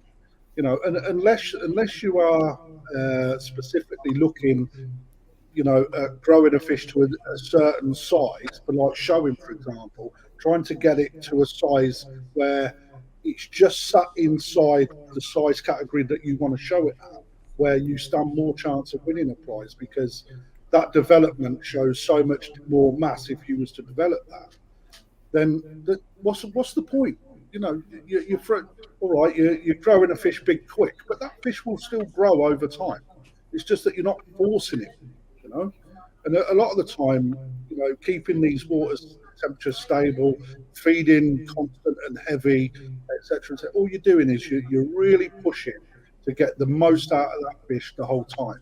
Do you really need to do that? Probably not. Put it in your pond, feed it up, put it on a 2-hour cycle for an auto feeder. Sit back and let the fish grow. Let it just cruise along. There is absolutely nothing wrong with doing that. Great, I can agree. Yeah. So true. I'm proper blown away. When you sit, obviously, there's winter months, and I know I've brought this up, but I'm proper blown away at the difference heat makes, man. God damn. I wish I could afford to eat my pond outside. I really do. Wish I could do it. The lemon Arawaki is, well, it's not massive, but it's doubled. It's 7 cm, it's 14 now. Mm-hmm. And on Sunday will be 7 weeks. Mm-hmm. And I can't believe the difference. You know, you can gain a centimetre a week. Yeah, easily, mate. And that's I'm not feeding crazy in there either. I'm not feeding stupid because I'm at work all day. They're only getting what I give them in the morning and what they get on an evening. That's it. And Don't lie, Gash. You got an auto feeder on there, haven't you? I haven't honestly. No, I mean, it'd be difficult to do, but yeah, it's grown some. It's grown a hell of a lot. And that, I tell you what, mate, I will say this. If I can get that lemon Arawaki to the same size as yours, Dino, it will piss all over yours, mate. It's a banger. Absolutely banger. Why I like. That was it's a nice lemon Arawaki, that. That was just for Alan Tate's sake. Why I can you bag a two that? Even Alan Tate picked that one, mate, saying that is a beautiful fish. Did he call it pretty? No, he didn't. Oh. Actually, did he? Did he call it pretty? Did he time himself out so side at pond? I think he did. Oh, he's allowed to say it, mate. It's his way. I think he did. As long as it holds on to that colour and that pattern that it's got, it'll look mint. Yeah. Future challenge there, Dino. That's if I can get it to the same size as yours, mate. I've got to grow the damn thing first. What were we talking about before that anyway? How did we get onto that? It's what? I don't know. We just went off. Food. No, somebody It asked was about, different types of food. Somebody asked about Takazumi. Takazuma. Yeah, it's good food, mate. Could have cut that conversation down. Shit, man. Really good food, mate. Yeah, 100%. You know, what do you use, mate? Because, you know, your fish are that gleaming, mate. I'm pressing on your diet. So Dino, I think it says there. I feed my fish something about kitchen scraps and tetrapons And lemons. He adds lemon zest to everything.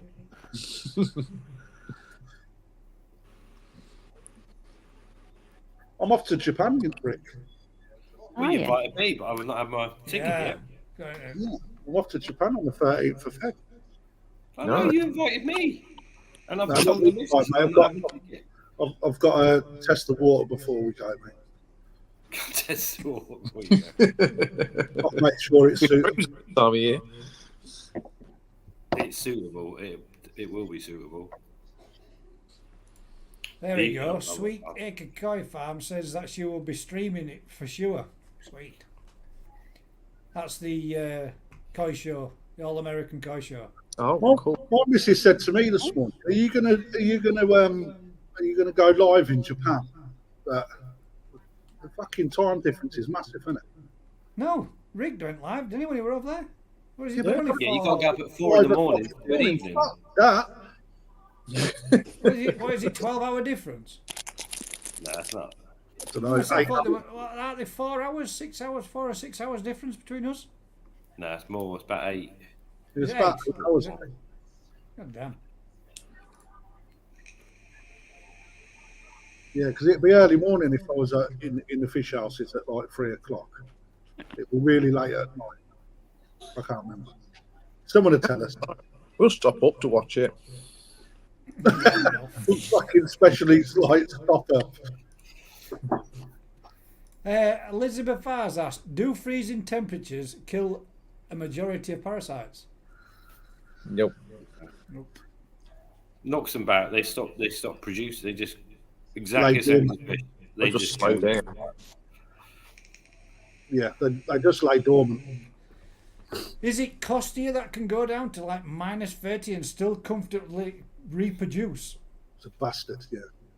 I think it is actually, yeah. Which we were All proper parasites surprised are by tougher that. than fish, aren't they? In reality, every single parasite is tougher than a fish. So You've if got your to fish be, haven't you? freezes to death, then maybe the parasites will die. But other than that, they just go dormant. It's like one of those things, isn't it? You dry. They're tough. They are super strong.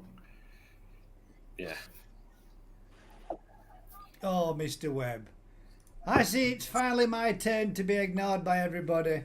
You all know something that no one's told me about. Oh well, catch you all another time. Mr. Webb, What's he done? you haven't been No ignored, mate. idea. If Mate, you've I'm got not to, rolling a bogey. I shall spell it out even for the special people like yourself. Right? If you want something to be read out, write it in capital letters so that I know that you're talking to me and you would like it displaying on the screen. But you haven't. All yours look like conversations you're having in a general chat with the rest of the general people watching. Hence the reason why I haven't read any of them out. But now I have, and we've brought it to your attention, so hopefully now you feel a little more special. Oh. I think Crafty should take Gary out to While Japan. we're with him. at it, Gaz, Yeah, here, but there's the world's smallest little violin. Oh, damn. I've been on the red meat, I think. Mr. Webb. Are you going out on your own then, Crafty? Yeah. What? Have we got any more I'm questions? well looking forward to that. Let's go to one of the other questions. This gentleman sent a question and says, "Hi, I'm fairly new to the hobby and I would like to know, I've got a second-hand Nexus 210. It came with 100 litres of old K1 media. Is it worth changing the media? And 2, would you choose K1 Plus or Helix 13 as it's more surface area? What's everyone's experience with them and does it make a big difference? Bearing in mind there's also K1 Micro that you could use as well, mate, and it depending on which part of the chamber, the outer chamber or the internal chamber, that you was going to put the stuff in. But I haven't used one, mate. I haven't got one, but I know we had a little bit of a chat about this and in our group, and some people made some suggestions. But I'll let you guys go over to that. But you probably used them way more than what I have done, because I've never. Crafty answered it. Just Yeah, I was. media, use it. So there's your answer, mate. But absolutely nothing wrong with the original K1 media. It's nothing wrong with it whatsoever. All that, in my opinion, all that EA have done is just evolved it, made it more sellable by saying the smaller, more surface area, etc. What you will find is on the smaller type filters is that some of the media may come through the grids if you use it in moving bed. So, smaller, believe it or not, isn't necessarily better. Just it's the volume that you want in there. What I would suggest is that you pack as much media in your outer ring that the filter can actually take. You may find that you've got to up your air filter though to ensure that you get that turbulence in the water to make it work. So, it's about the moving bed, not necessarily the media. They all do the same job. They're just different sizes, and the more advanced the filter, the more smaller the media comes. Sorry, the more advanced the filter, i.e. newer version, media tends to come smaller with it, and that's because it's been designed to take it without it leaking. What's your opinion on Helix 13? Because I know somebody that uses it and he swears by it, thinks it's way better than K1. There's a, for the outer chamber side. We use lots of different ones in the shop, and to be quite honest, I don't understand where people state that things are better than others, because unless they're running two sets of media concurrently under the exact same conditions, you're going to get right. So it does exactly what it says on the tin. It's it's a moving bed medium or a static bed, As depending long on. as it's moving and it's creating good bacteria As long as your water parameters, and your parameters are good, it's doing its job. it's doing its job. For me, there's no preference. You can mix them. There's nothing Yeah. wrong with it. I've got. What's the big one does? Is it? That's that bigger wheel. It looks Oh, just like K1, but a K2. big. Is it K2? Is that what it Think is? so. I've got that. I've got that big stuff. I've got some of that. I've got K1. I did have some K micro, whatever it's called. Yeah. And that stuff sneaked through everything, so that Yeah, got filtered out. that Problem with that it. kind of filtered itself out into the pond till eventually I netted it all out.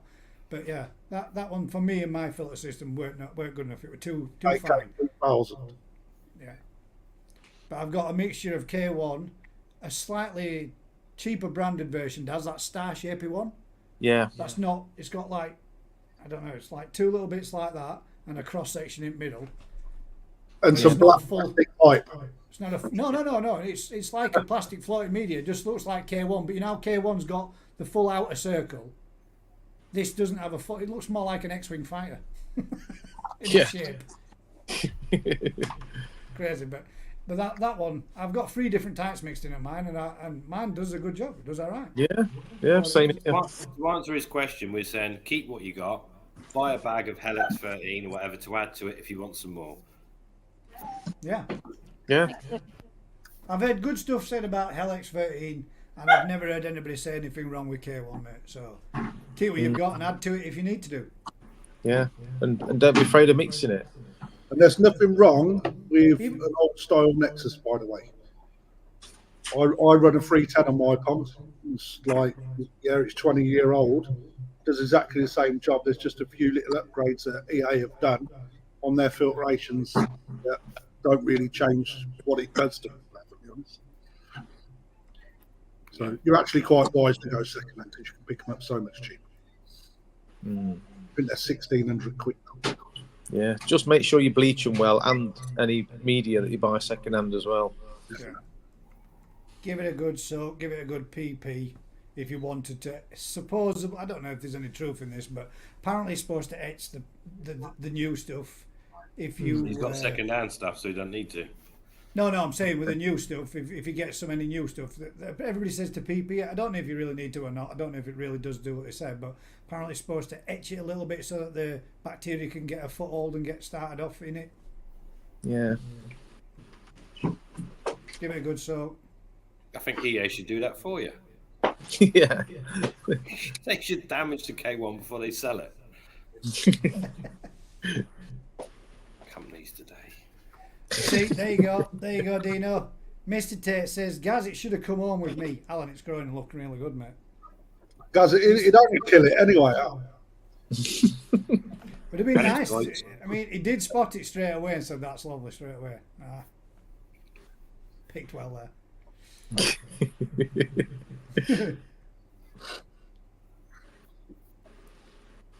Elizabeth, yeah, I think. Oh, sorry, we've just covered that one, haven't we? Yeah. Mr. Tate, feel free to come on and educate us with any information this evening that you'd like to share with us.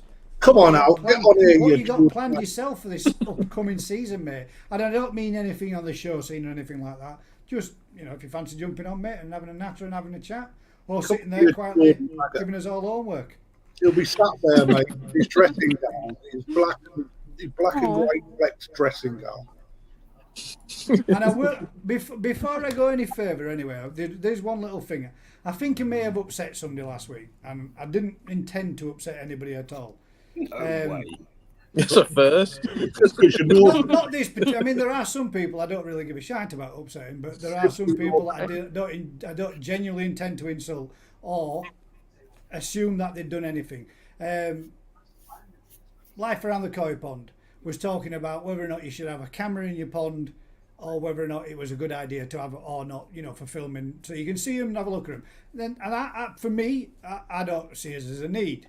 But I did say that if you were going to go out and buy a camera and go out and buy a monitor and go out and buy any form of products to put in your pond in that manner, that I'm not assuming or going to assume what anybody would spend on it. And I wasn't insulting you by saying, oh yeah, it would actually be cheaper to buy a window.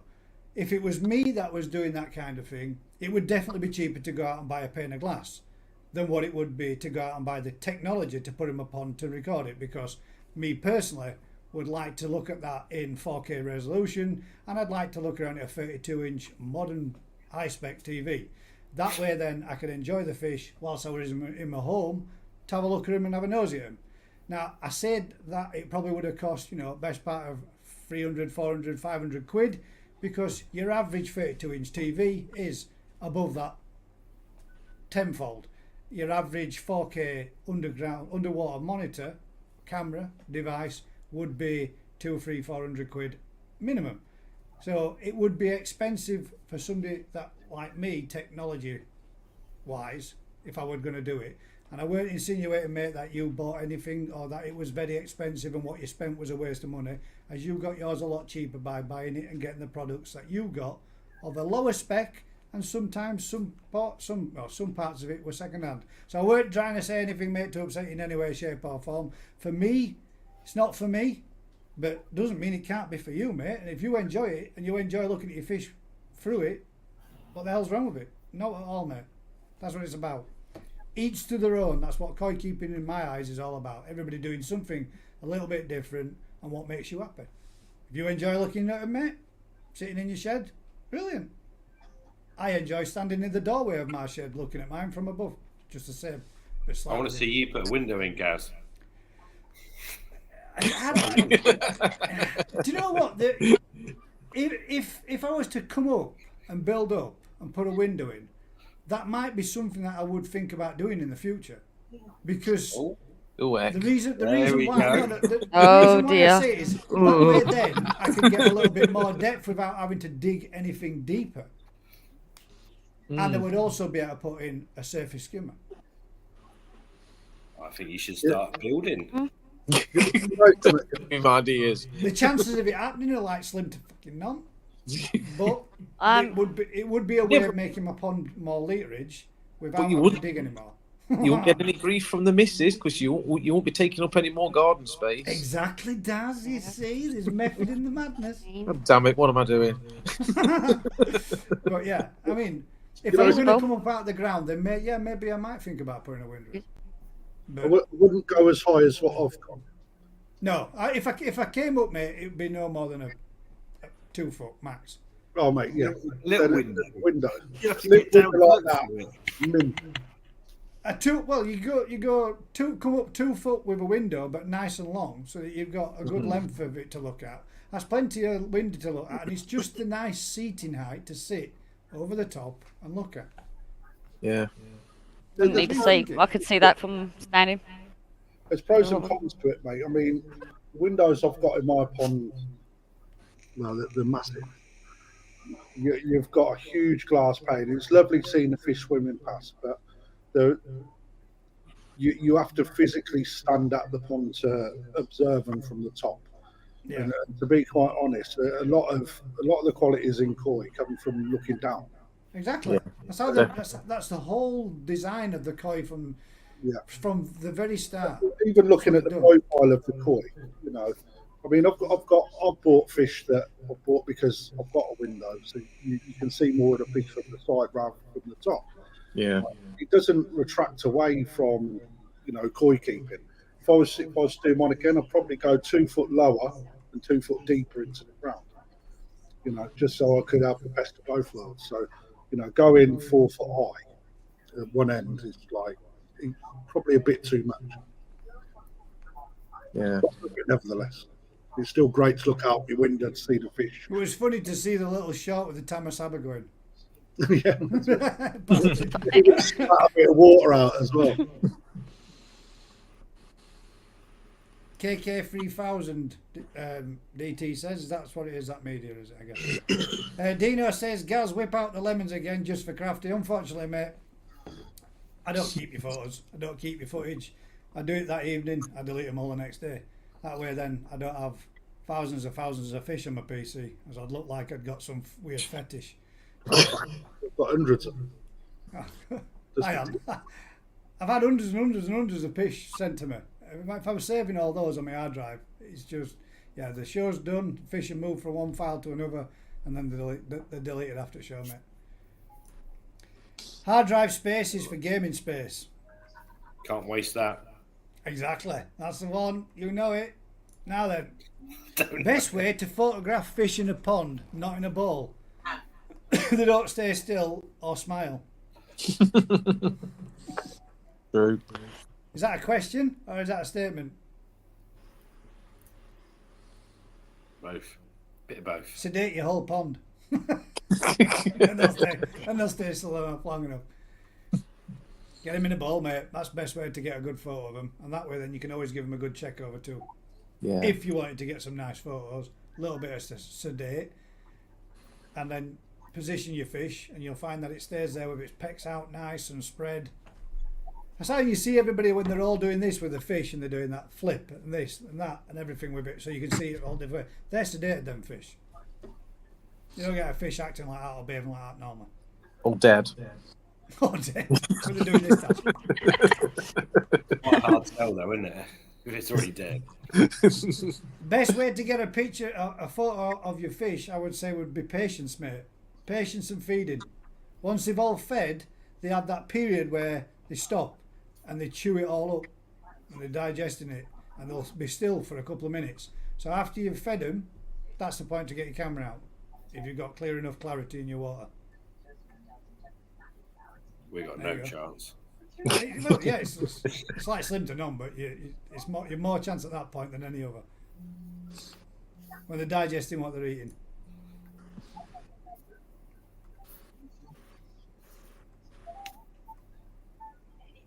We out of questions already. We've got one or two on Facebook. Let me find it. We haven't got that many today. There's not that much. Not that many questions. So I was hoping that there was a few more posted this evening. If not, it means it's a slightly shorter show. An easy one. Early night. Early night, that's the one. Right, we've got. Crafty, when's the All Japan show then? Are you out there for that? Or was that earlier? Right out afterwards. Got a little itinerary planned. Where are we seeing you? I sort of have and I haven't. I've got to sort of work on what the breeders have got. It's a really bad time of the year. Every all Tozai etc. have already been smashed to death in October, November. So I'm going over. I've already secured about 3,500 fish. I'm going over for some bigger pieces. So Maris Day is the definite that I'll be going down to. It is twice its size now. But I'm having a look. I want to go and have a look at what the Hillary twins got. I really like their fish. So I'm quite, mate, to be fair, I'll go anywhere. I want to go over to see Takano as well, because it's got like a 96 centimetre Sankey that I just need to see. Fucking Need Gonna buy it. no. Can't afford to ship those. Wouldn't Right. be fish, but I've just got to see that fish. Where's the Kano base then? Japan. It's not far from the main dealers where we go. Literally 20 minutes up the mountain. As far as I'm aware, I've never been, but just talking to people, I'm told it's literally just a small car journey. So, I look forward to it. I'm not looking forward to the snow though in the mountains. Why? Why? Sorry, Beautiful, the road's man. clear. Well, it's fucking nothing worse than snow, for fuck's Of course, sake. It's there cold is. as There's no wet. snow in the fish houses. The paths will be clear. The roads will be clear. You won't even notice it. Just Mate, big looking at what it was like last year, it was like about 80 foot fucking tall either side of the road. Beautiful, mate. It makes everywhere look. I think a good snowfall makes everywhere look picturesque. I am taking. I've seen someone asking for doing a shopping list. Yeah, if you message us directly with what it is that you want, what your budget is, I'll do my best to facilitate. But the shop will come first, and then any extra time from there, I'll do what I can do for people. So There you go. David You get Pick, too drunk on the Pickstock. first night, and that'll be done. Sorry, go on. Get drunk first night, second night, third night, maybe do a bit of shopping on the fourth, and then time to come out. All over. Smashed every day of the week.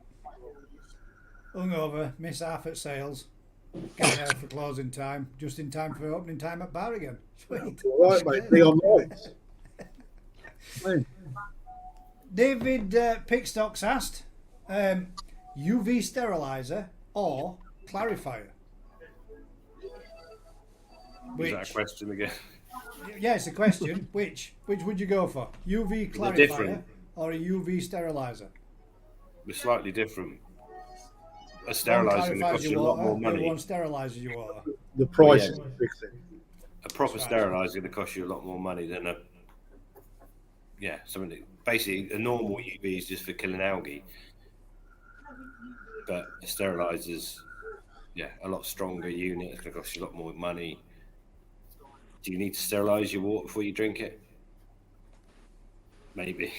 Put it in your pond. Not so much. No.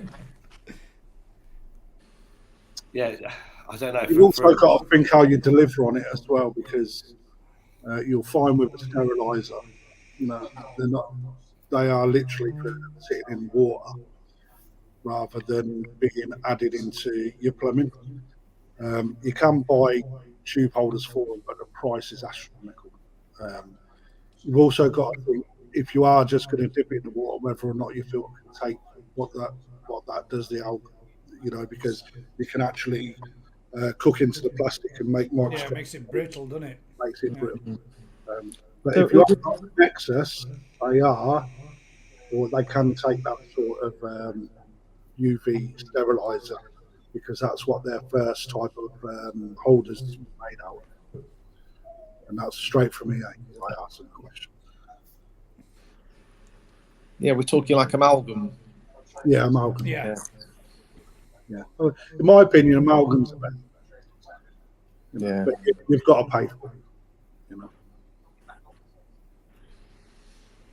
Yeah. Well, there you To be go. fair, most ponds clarify is fine. Yeah, I agree. You don't need to be sterilising your water. Yeah.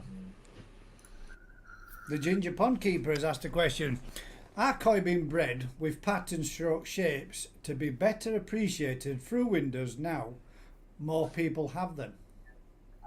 No. It goes against everything the Japanese have ever tried to do. It does, doesn't it? Mm. Yeah. They're being marketed much better for some of the stuff that's coming off wherever. If we produce something that looks better through a window, well, that's a nice window fish. But What you're saying is it's not such a great fish to look at from on top. Yeah. There's truth behind it, though, isn't there, Rick? If you've got I know it's not everybody's, but the aragoki, for example. If you look at an aragoki fish and think from top, it doesn't really look much more than a zip, does it? No, You can only really that's see the point. It's marketing. If people have got windows and you're producing fish that are black on top, you can't see, but they're red underneath, and you think, God, in a window, that looks quite nice. Yeah. But I can't. I've been throwing them away for 20 years because I can't sell them. So they're not being bred for the window. They're just being sold because people will buy them because they've got a window. Saying that, the Maybe you're missing a trick there. marketing's been that good this year that aragokis have literally been dipped in our ponds and gone again within 2 weeks. So they sell that quick now. Yeah. Maybe That you're pond's not both taking missing a trick. Get a little sign on one little tank saying window fish. Mm.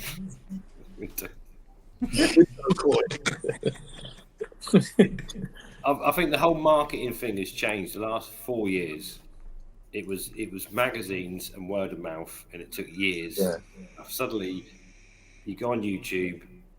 I'm not being funny. Ricky, Koi Wholesale, Koi Talk have done an amazing job of marketing stuff, and now they've got a bowl of golden corns they've got from wherever, and everyone wants them.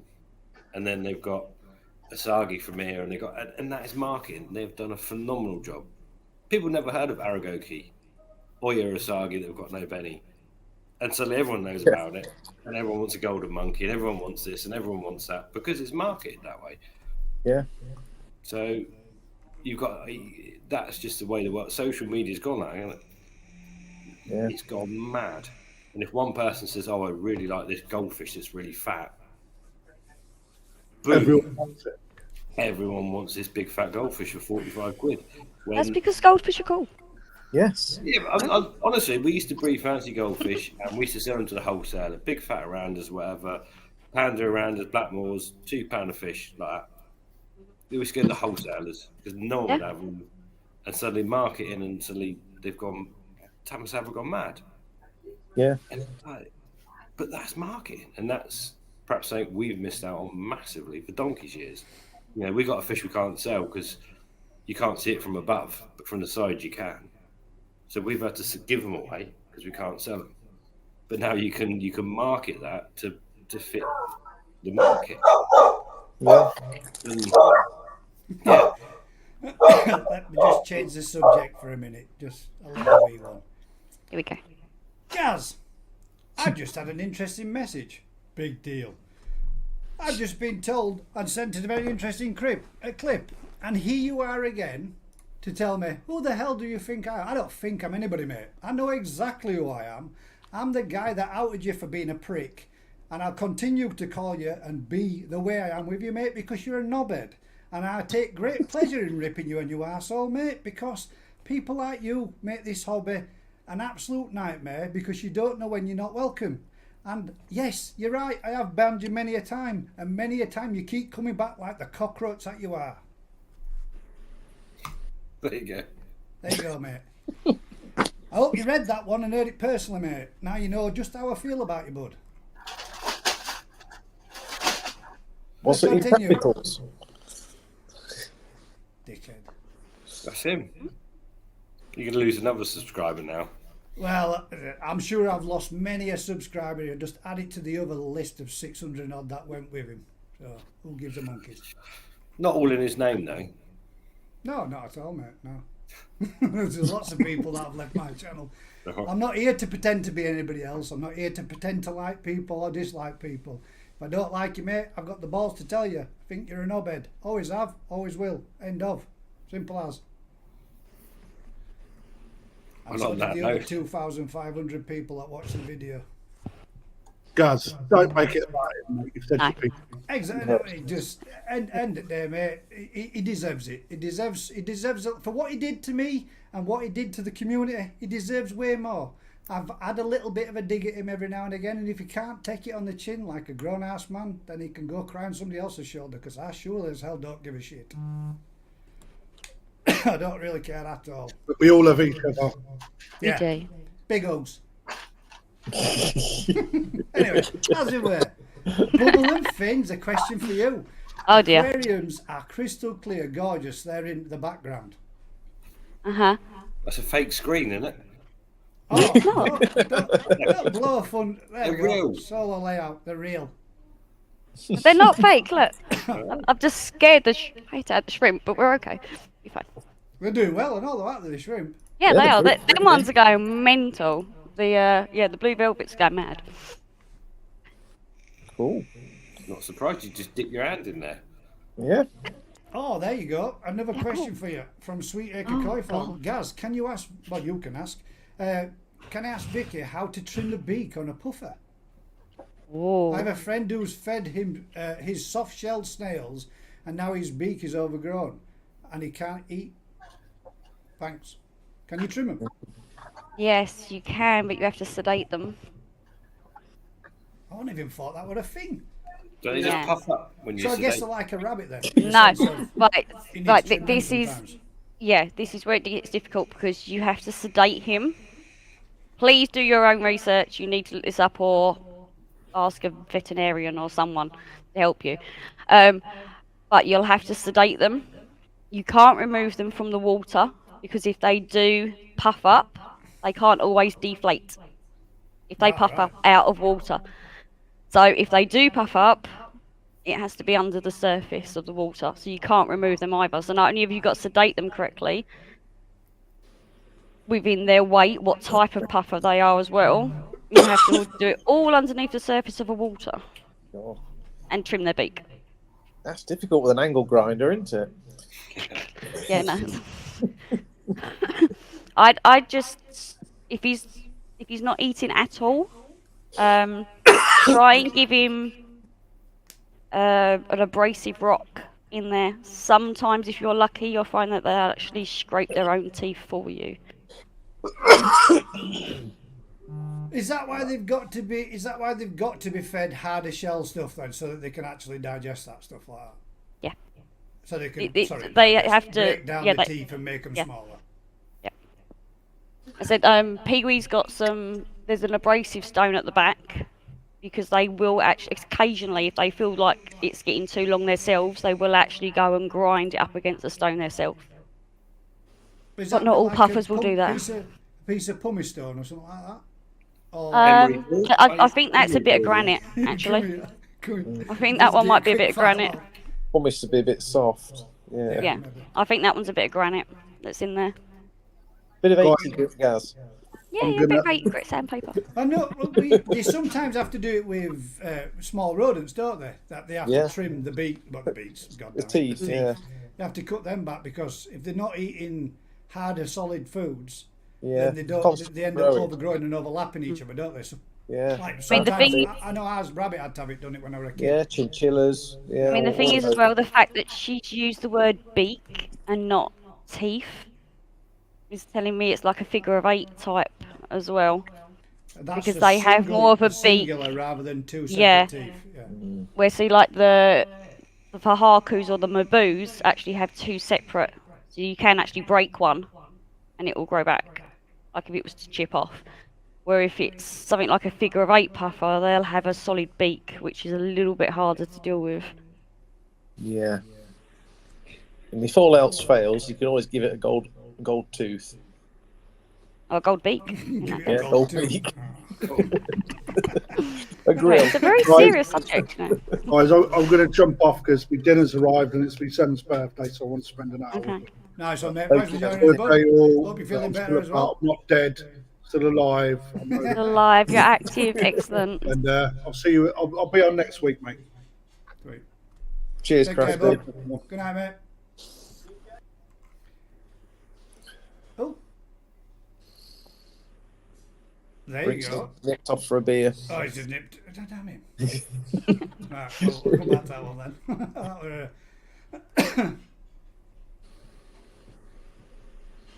Oh, well, there you go. Somebody in support of it. Thank you very much, mate. Appreciate it. Gary Webb, I will never forget or forgive what you did to Gaz and the others. Appreciate it, bud. Eric says, I've got a tank with big windows, and at the back it's 1 foot under pond height, so you can see the koi from the top. Yeah. I think that if you have it that way, mate, you've got the best of both worlds, haven't you? You get the view from above and from the side on, which is, you know, one of those things, isn't it? You get to appreciate the best of both. I could see the appeal for, like, if you're sitting on chairs further back. Because obviously, the further down the garden you are, not going to be able to see them, are you? So I can see the appeal with that. Yeah. Mary's coming up with some crackers tonight. Rick, set up a tank sales call it Wonky Koi. Switch to supermarkets for carrots, parsnips, etc. Does that include the golden ticket? Guys, don't let people get you down. They don't get me down, mate. I'm just sick of the same old shit, bud. It's the same shit, different day, same people. It's one of them things, isn't it? Just people full of their own self-importance. And yes, I have got a reason to say what I want. This is my show. If people want to watch, they can watch. If they don't, they don't. If people don't like what they said, don't come. I don't ask you to. It's put out there. If people want to watch it, they can do. Mr. Tate says, Rick, have you tried breeding yellow kajaku? He does do yellow kajaku, don't you? I did years ago, Key kajaku. Would it not be a key kajaku? Yeah, king kajaku. Yeah, I have done. I'm going to go grab a glass of pop while you guys have a matter about the yellow kajaku. Oh no, it's all going to go wrong now. Look, he's wandered off. I have enough trouble breeding normal kajaku and red kajaku, let alone. Are they harder to breed than the yellow?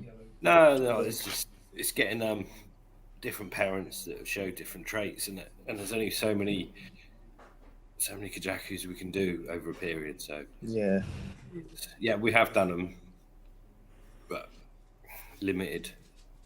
Yeah. Is it one of those fish that are on the turntable like every couple of years, like your Well, black diamonds? the original parents we got before we knew that you could do yellow kajaku. Really, it just happened to get some, and yeah, they're not as popular as it's like most people that want koi, especially the market we have is here at Syria that are redder, kajaku that are redder. Yeah. Everyone wants more colourful fish because they don't Brighter. know. Yeah. They, Like the Akamatsuba, they want blood red. it's yeah. So you go to the top end of the hobby, and you might have people that appreciate certain aspects of koi that other people perhaps don't. Yeah. So they'll understand,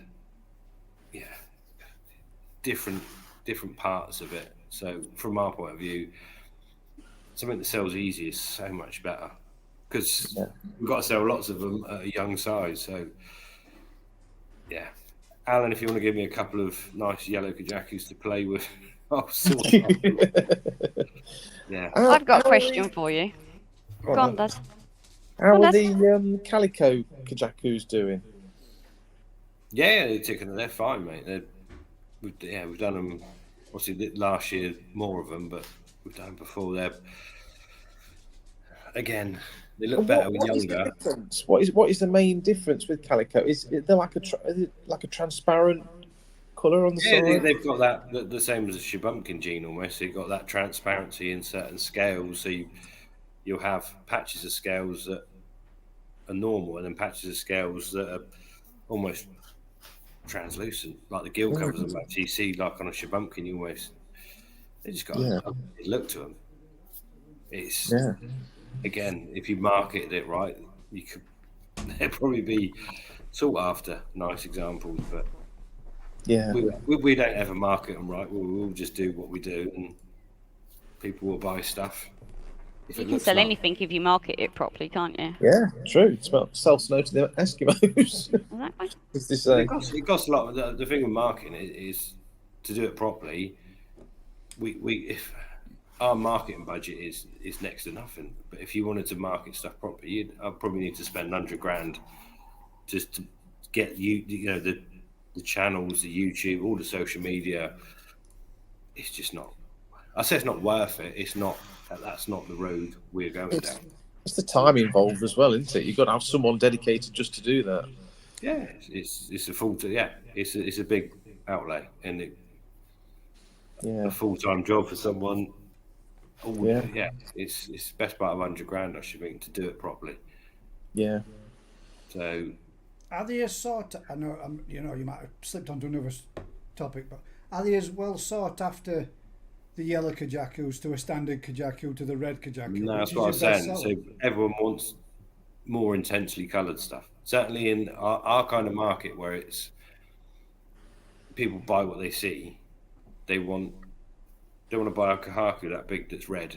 They want to buy kajakus that are red. They want to buy heat series that are intensely coloured early doors, because most of our fish are sold as toe side, knee side, and it's not people that are growing fish big to appreciate certain aspects of it. So it's a different kind of market.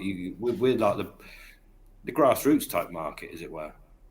Yeah, that's how we're selling 1/3 fish a year or whatever. We're into the bottom end of the hobby, and those people grow from us. Some people stay with us for years. Some people grow through the hobby and want better and better stuff that then we can't supply, and they move on through the hobby, as it were. It's the good fish we do are such a small percentage of the fish we do. So anything we breed when it's this big, which is why we don't do like Kiyottsuri, because Kiyottsuri look bad when they're small. Kiyottsuri look horrendous. Yeah, they look dirty and scruffy. You just can't. I could have 100,000 of them. I have to sell them all as sea grade fish because the vast majority of people just wouldn't appreciate what they will become, or would want to spend money on them because they look yellowy brown. Mike from Koi Beginnings. Yeah. When we went, he had a standard Kajaku and he had a key Kajaku, didn't he, at that Birmingham show? Yeah. The key Kajaku were lovely, man. That was, It was really beautiful. Nice. It was a good fish, that. But Yeah. again, it's the same, and it's waiting for it to become what it is. When you and see Yeah, the but you picture might have to through. say what. There's different people do different stuff with Kajaku. You've got different farms that go down different roads or whatever. So, you know, what a koi farm do the yellow ones, and then you get people that do the Benny Gingas with the darker ones. You get, you know, Kaneko that does the red ones. But it's finding the marketplace that suits not only your water and your farm, and where you're selling them to. Because at the end of the day, you've got to produce fish, A, that you can sell, and B, at a profit in enough numbers. So There we go. Next question to lead on to that one then, Rick, is one for yourself again, mate, by Top Chagger. Rick, can you explain these C grades and B grades and so on? So you got your standard would be CB and A grade, wouldn't it? I think you have to completely almost forget that. So whenever you're buying from a farm or a producer or whoever's selling them, they have to put some kind of category on the fish. So basically, we term C grade is our lowest stamp of fish that we will possibly sell. They are the least colourful, just the worst. Basically, I can't say it any nicer than that. They are some of us, they are the worst, and a few of them will turn into really nice fish, but only of certain varieties that will develop. So you might buy C grades, and you might have some Shuret series in there that are basically plain white that develop amazing sumi patterns. But the reality is, you're buying the worst fish that we will sell. They're not the worst fish we produce. The worst fish we produce, we don't sell. So these are the worst that we do sell. And then what we class as our standards is just reasonable examples of what we do. And our A grades are the best of what we do of that age in year class. So there's just different levels. So if you're buying from Japan, they might do it in a star. So a lot of all the fish will do it in a star grade, from 5-star for the best stuff they're getting from farms down to 1-star, and the price would obviously reflect that. Some people might call it show grade. Whoever's selling the fish can put whatever grade they think they want to sell it. There is no set standards. So we can sell a box of C grades to someone who can then take them and put them on eBay and sell them as a box of A grades. There is no. Yeah. So at the end of the day, if you're buying fish, you've got to see photographs, videos, whatever of the fish you're buying. Speak to the person that's selling them, and understand what you're buying. Because unfortunately, we can sell something as 1 point, and you get with the fry. The whole point of fries, they are from spawning. There is no such thing as a grade to them. We get people all the time, can we buy A grade fry? Can we buy high grade fry? There's no such thing. It doesn't exist. If you breed from 2 decent parent fish, 80% of those offspring are going to be the worst fish they're C grade and below. Doesn't matter.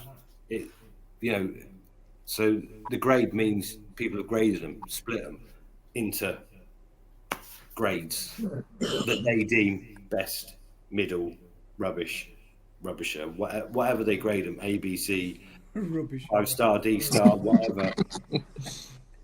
There is, it's mental. There is no, one person's showfish is another person's reject. Like you said though, Rick, you can't say that the C grade is the worst because your worst is cold. Yeah. And that's the sellable fish of good body structure, just not as sought afterly patterns as what you would for your best fish that you produce that year at the farm.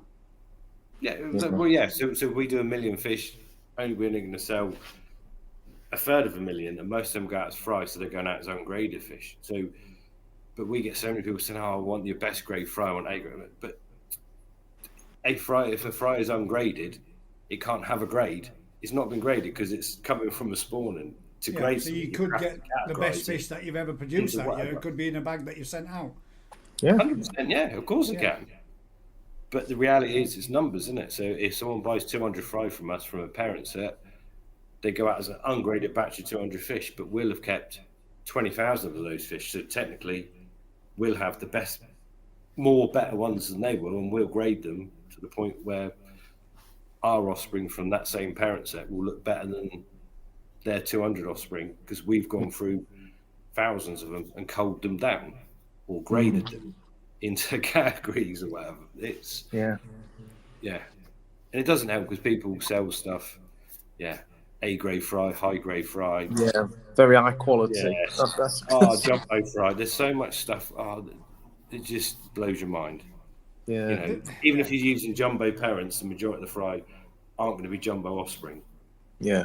You can't sell them as jumbo fry. I mean, you only have to look at the big farms in Japan, mate, and what some of the stats that they pull out, the figures that they come down to one fish out of 500,000, or it's nuts what they spawn and grade down again, down to 200, growing them in a mud pond, and then only have one that they go, wow. But that's the thing, isn't it? So each grade, so even in Japan, so you buy in Tosa, you'll have different levels of fish.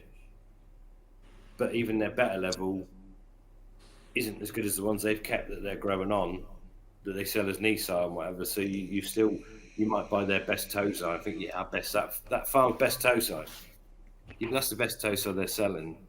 The best fish they've got, they're growing to sell next year and the year after and the year after is their best fish. So what you're buying is what they're willing to release. Yeah. And I see the koi has asked, Rick, are there some beautiful koi varieties that get worse or less desirable as they get older? Which 100%. I'm just going to say, I think that's, Most of them. To some extent, though, you could say that yes about all koi, because as they get older and older and older, they all deteriorate, don't they? As we all do, as everything does. They do, but Nature deteriorates as if. there's a massive difference in a lot of the metallic varieties. A lot of the Shisui, another one that look good very young. First couple of years of their life, they look amazing.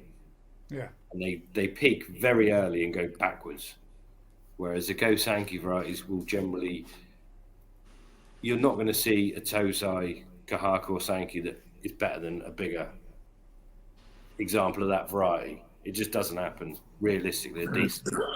So some varieties, Showa, Sanki, Kahaku, Shiratsuri generally will improve with age. With age. Decent fish will up to say 5 years old, they will get better for 5 years.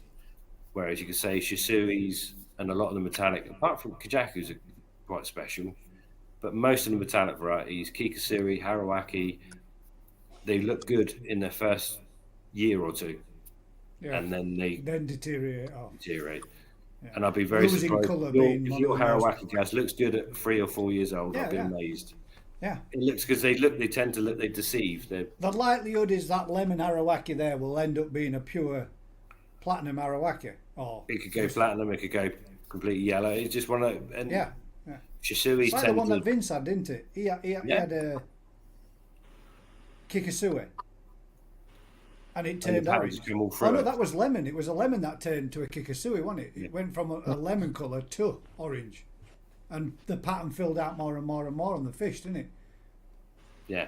It's one of those. So some varieties, and you've only got to look at like the All Japan show. How many Harawakis do you see at 80 centimetres or above? Yeah, exactly. How many Deutsch fish? You get there. You don't, because they look good small. Yeah. And peter out. And to be fair, most people's ponds, if you depending on what size fish you're after,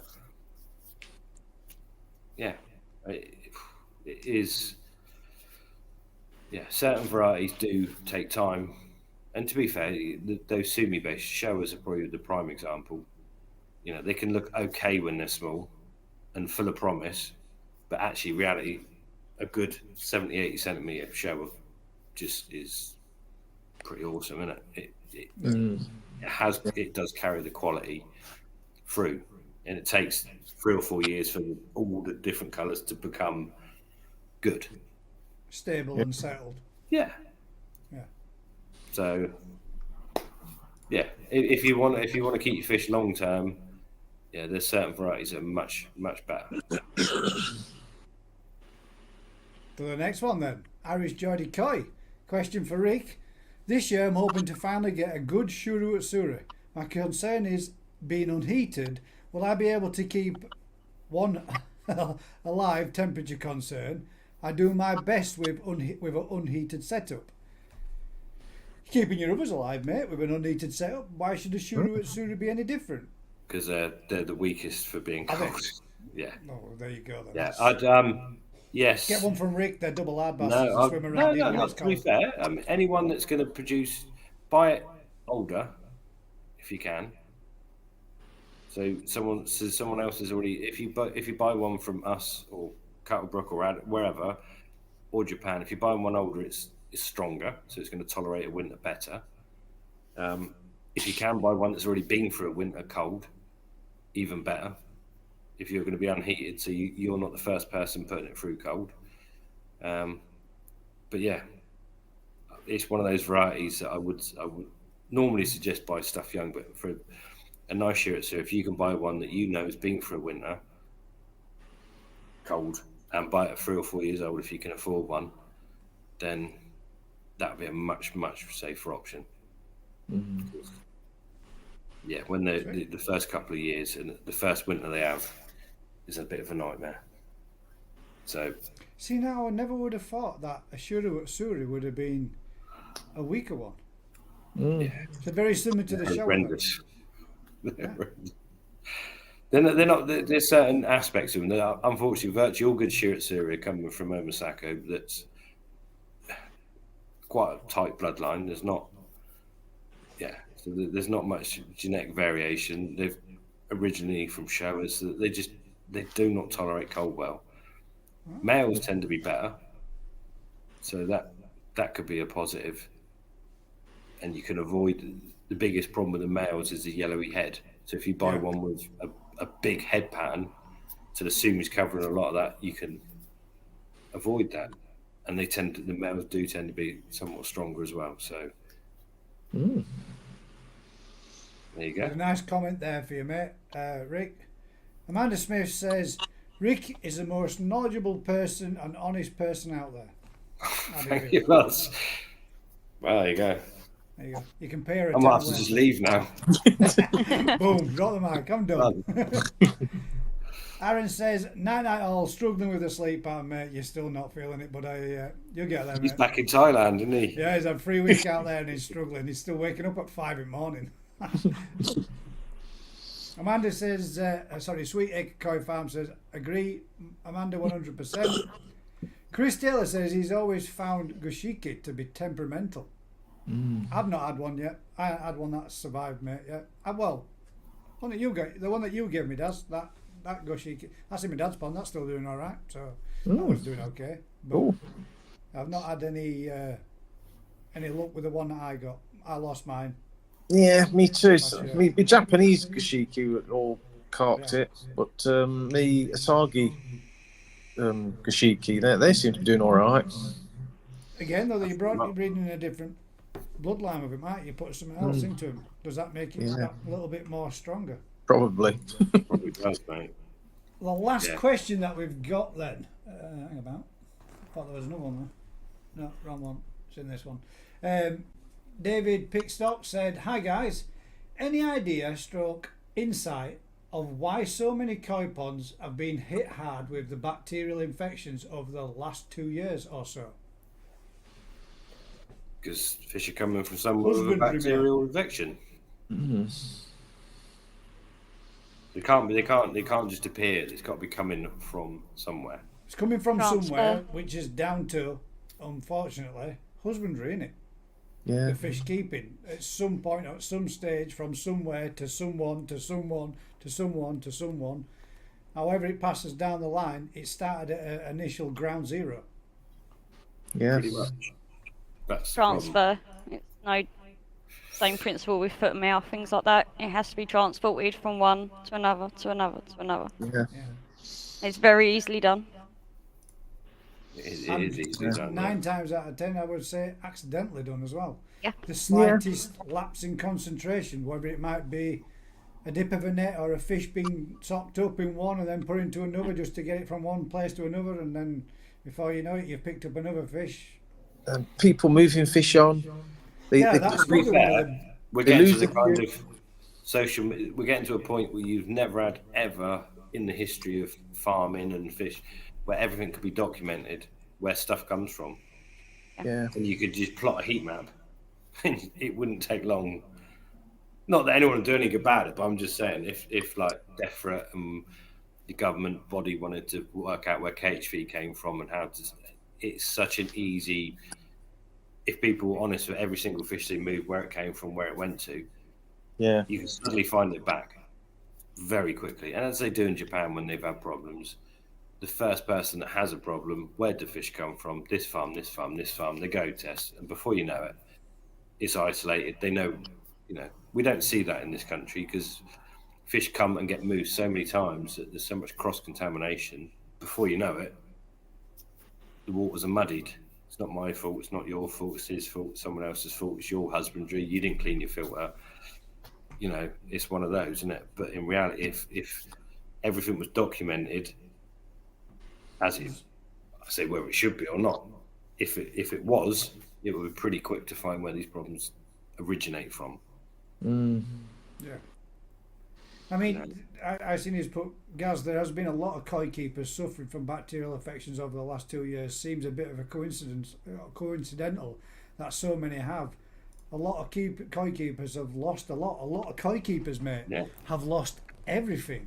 And I can say that I know single-handedly of 3 or 4 that I could name right now that have lost everything with almost a complete wipeout.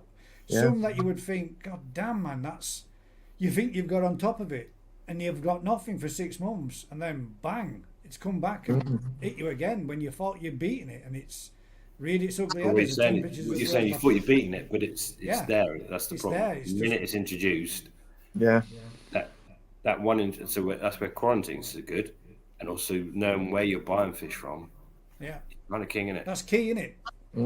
Yeah, and there is as we said a lot last year throughout the summer periods and the summer months, when most fish are moved and transported and shifted about, from purchasers moving them to your pond.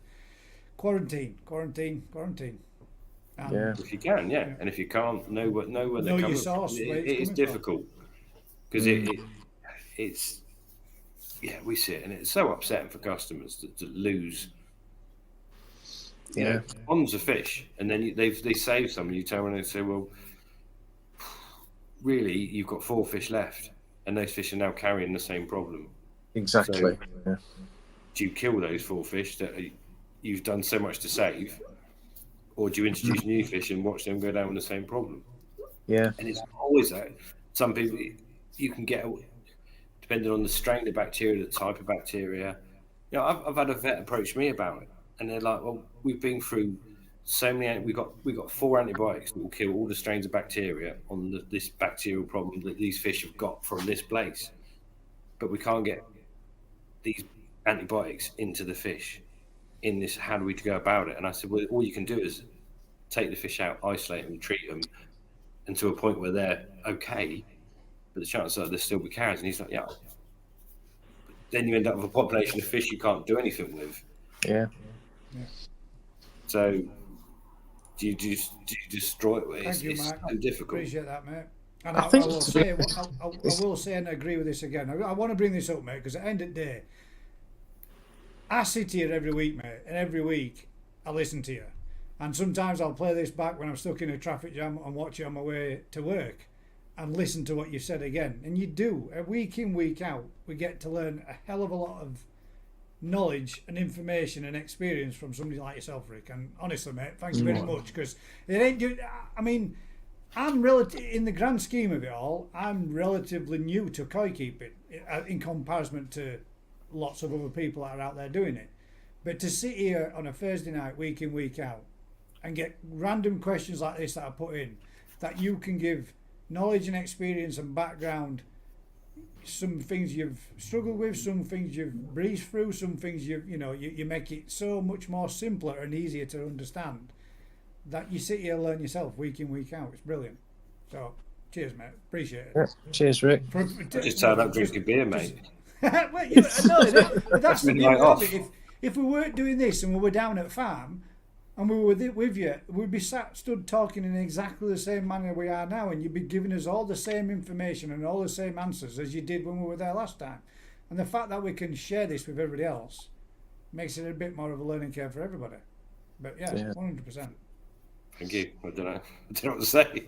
Well, I wish more people would do it. I wish more people would, share their experience that they gained and the knowledge.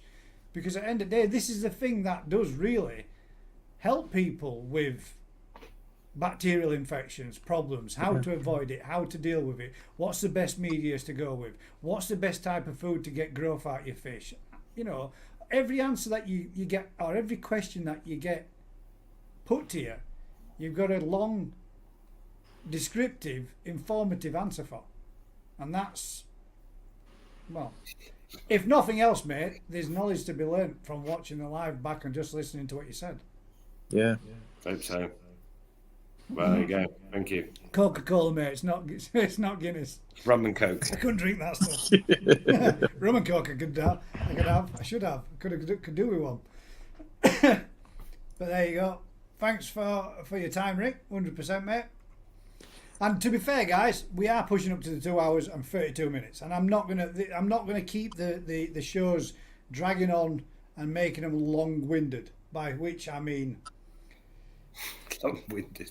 No, the koi appreciation bit would normally what would come in right now, and as we've not got the koi appreciation, it's difficult to hold an audience when there's less to do. So if anybody else hasn't got any more questions they would like to ask Rick, or if you want to ask Vicky something bit tropical related.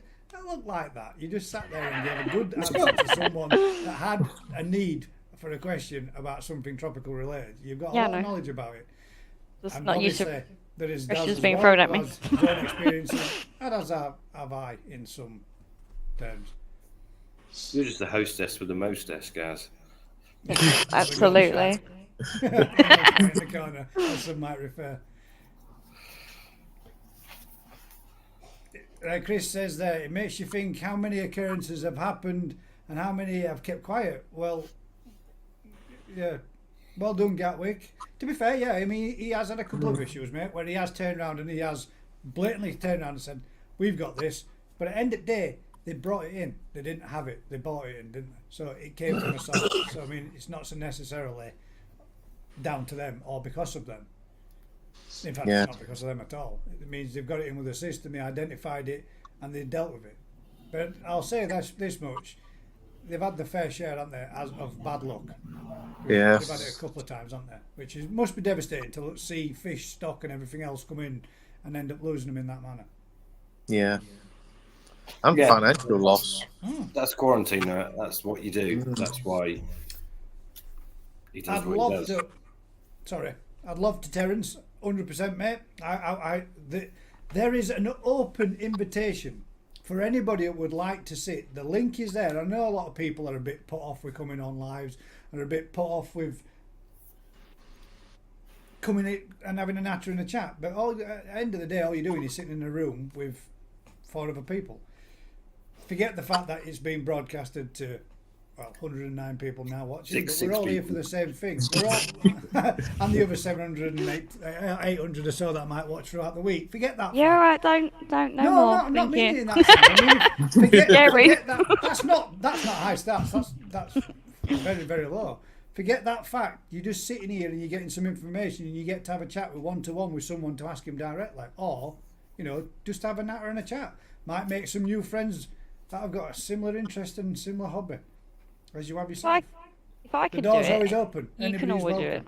Well, within Because reason. I cack myself every time. He's I'm not gonna lie to you. I said if I can do it, everyone else can, because I cack myself every time I'm on here. Is that a polite term of yeah. cack yourself? I Don't know cack how that- myself. I cack myself every time. Do for at least the first 5-10 minutes. And we got Rick. Ricky, he's our main man. If you don't know, no one can. I'm not sure though. There you go.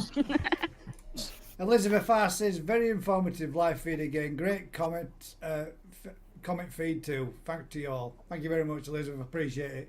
Hope you had a nice evening with the husband taking himself off out, so you could sit down peacefully this evening and not have to make his tea and all the rest of it, like like you were saying at Christmas or Thanksgiving. Thanksgiving, wasn't it? We need some people out there that are going to do some testing with some infrared heaters and some day length, because I can't do it all, can I? Okay. I mean, I don't know. You've got enough. You've got more environments to do it and test it on than what we have, and Yeah, but lots of them that are very similar setups that you could do it all on, like you were saying. I could so I'm make going to sure do it's some really food properly trials. tested. So we'll do the food. I'm going to do some food trials in the new tunnel because I'm going to I've got a mirror image ponds. So they're specifically be for growing fish. So we'll do 6-month food trial with, I don't know, our Coppins against Sakai, and then 6 months later I can do two. So we can have different people that want different stuff. So we can do light regimes on the 2 different ponds. That'll be Temperature interesting. regimes we can do. Yeah, that will be interesting. So Really? I'll have 2 exact, and I can put in. Are you sure that? Hang about. I know you say they're going to be technically identical. You Rocket Boy and Vince are building them. Are you sure you can build them identical? I'm not saying technically identical. They will be pretty similar. Pretty damn close. But we can do. The point is, if you want to do, like I say, I think day length makes a much bigger difference to the growth of fish than anyone. Even the photo period is massive, and no one even questions it. So I can do a photo period on one pond against the other. So I can have one in different levels of light to the other over different time periods. Yeah. To see the difference. I can feed my Munga mix to one against none. I can do all sorts of stuff that we can trial with. People who've got things, I really want to understand how a growth food works against a winter food. And I can feed to a 6-month trial with 50 fish, exactly the same. Boom. Let's see what it This does. is the outcome. This is the outcome. Yeah. Day length massively affects things in nature. When I used to breed insects, and I could control what time of year they would emerge and hatch out purely by day length. You could fool them. You could rear them in total darkness, and that would completely bypass the day length sort of setting on them, and they will just continually breed generation after generation. You really can do a lot with day length, and I'm sure with fish gland does it as well, doesn't it? So I'm sure with fish the pituitary gland to will have adjust an impact. how much growth involved. Yeah. But no, like you say, no one's ever thought to do anything like that, have they?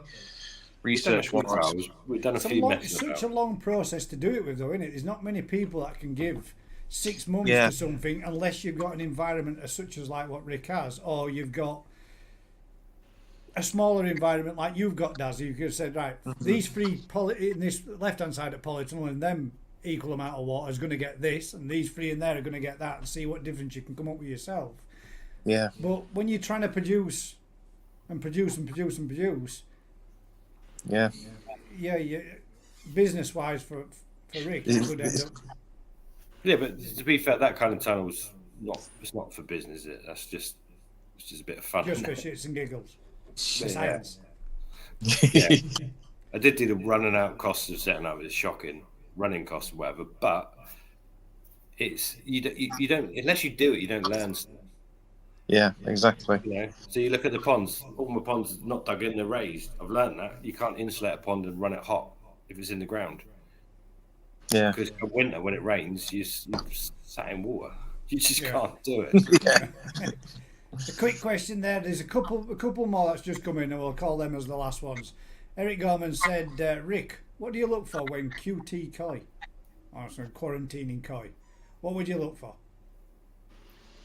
I'm missing that a little I mean, bit. it's, I guess. You mean in terms of illness coming out of the fish?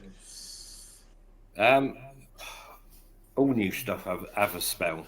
They're always a pain, but at the end of the day, all the parent stock we brought, A, we know what farm they're coming from. B, they go either through Koi Wholesale, Gatwick. Gatwick, to be fair, I've bought a lot of brood stock through him because people say, "Oh, but he's had KHV a couple of times." Well, I'm kind of like, yeah, that's amazing because he's brought it out in his heat ramping. He's dealt with that. He's brought it out, so you feel more confidence buying from someone that has had the problem rather than buying from someone that's bought the same fish from the same farms that hasn't had the problem. So you're like, okay, that's the start. So anything we buy has to be from someone I know and trust, whether it's direct from Japan or through one of the English importers. We then normally keep it off site for 6 weeks and put some of our own fish with them and put them through a certain period of stress. And then when they do come on site, they're kept separate again for another full year before.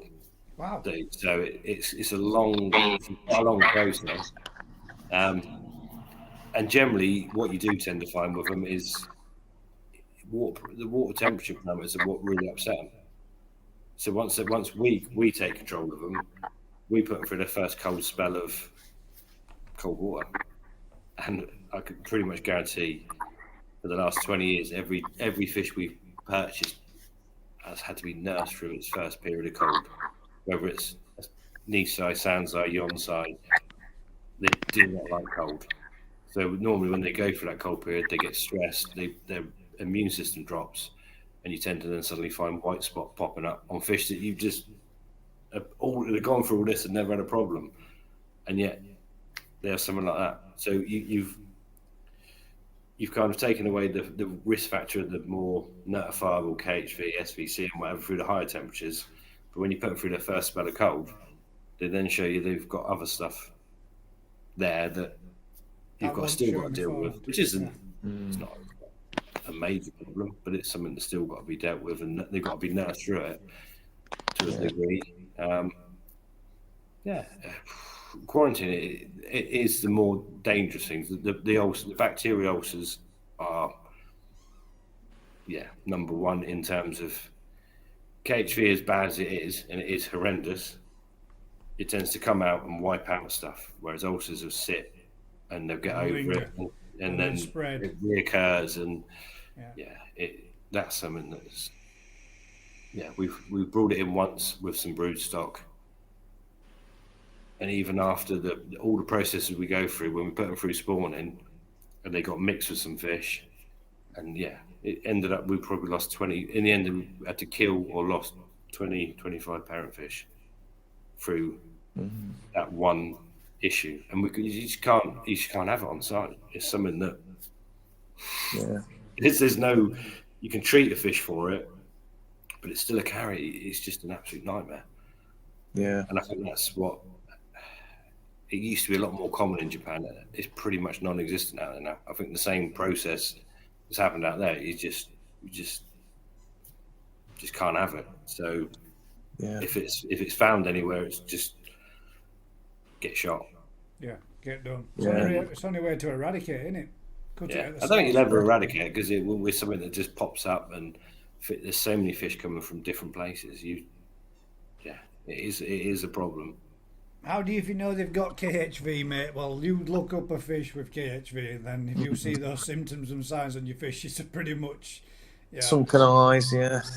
They don't look good, mate. When they've got it, you'll know they've got it because it's pretty damn bad.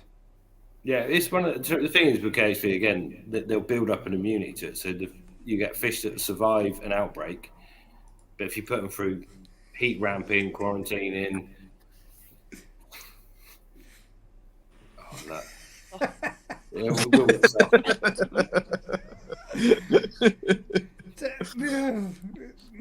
definitely KHV is a major problem.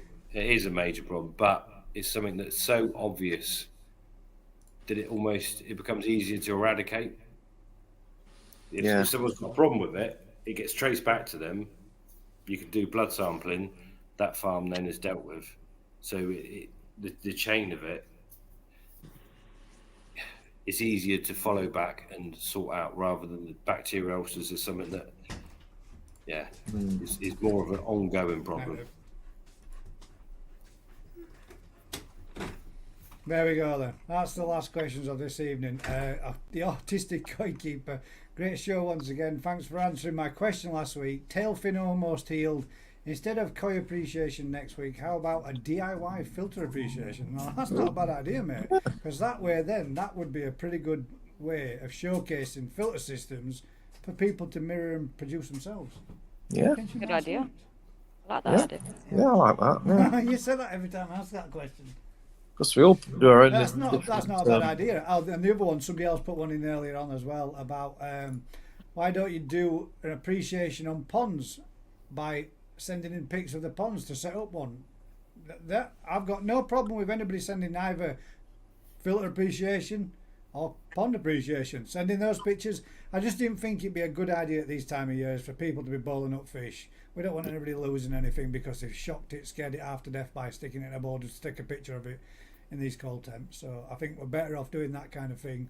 And yeah, I've got no problem with showcasing them. If anybody sends any in, usual thing, because I send them in on Telegram, post them in Facebook, send them me to direct on WhatsApp or whatever. If it's a little video, post them in the Facebook group.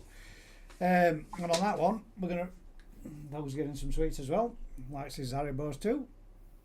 On that one, we're going to bring this one to an end for this evening. Thank you very much for everybody that's joined us. Usual thing. I'm off to bed. You're off to bed.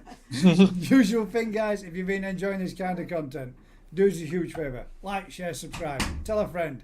Till next time, guys, keep smiling. We'll see you on the next one. Take care, all. And thank you very much for joining us this evening. Yeah. Cheers again, guys. Thanks, everyone. Thank you all. You know. Catch you all later. Nice one. See you next week. See you next week. Keep smiling, guys.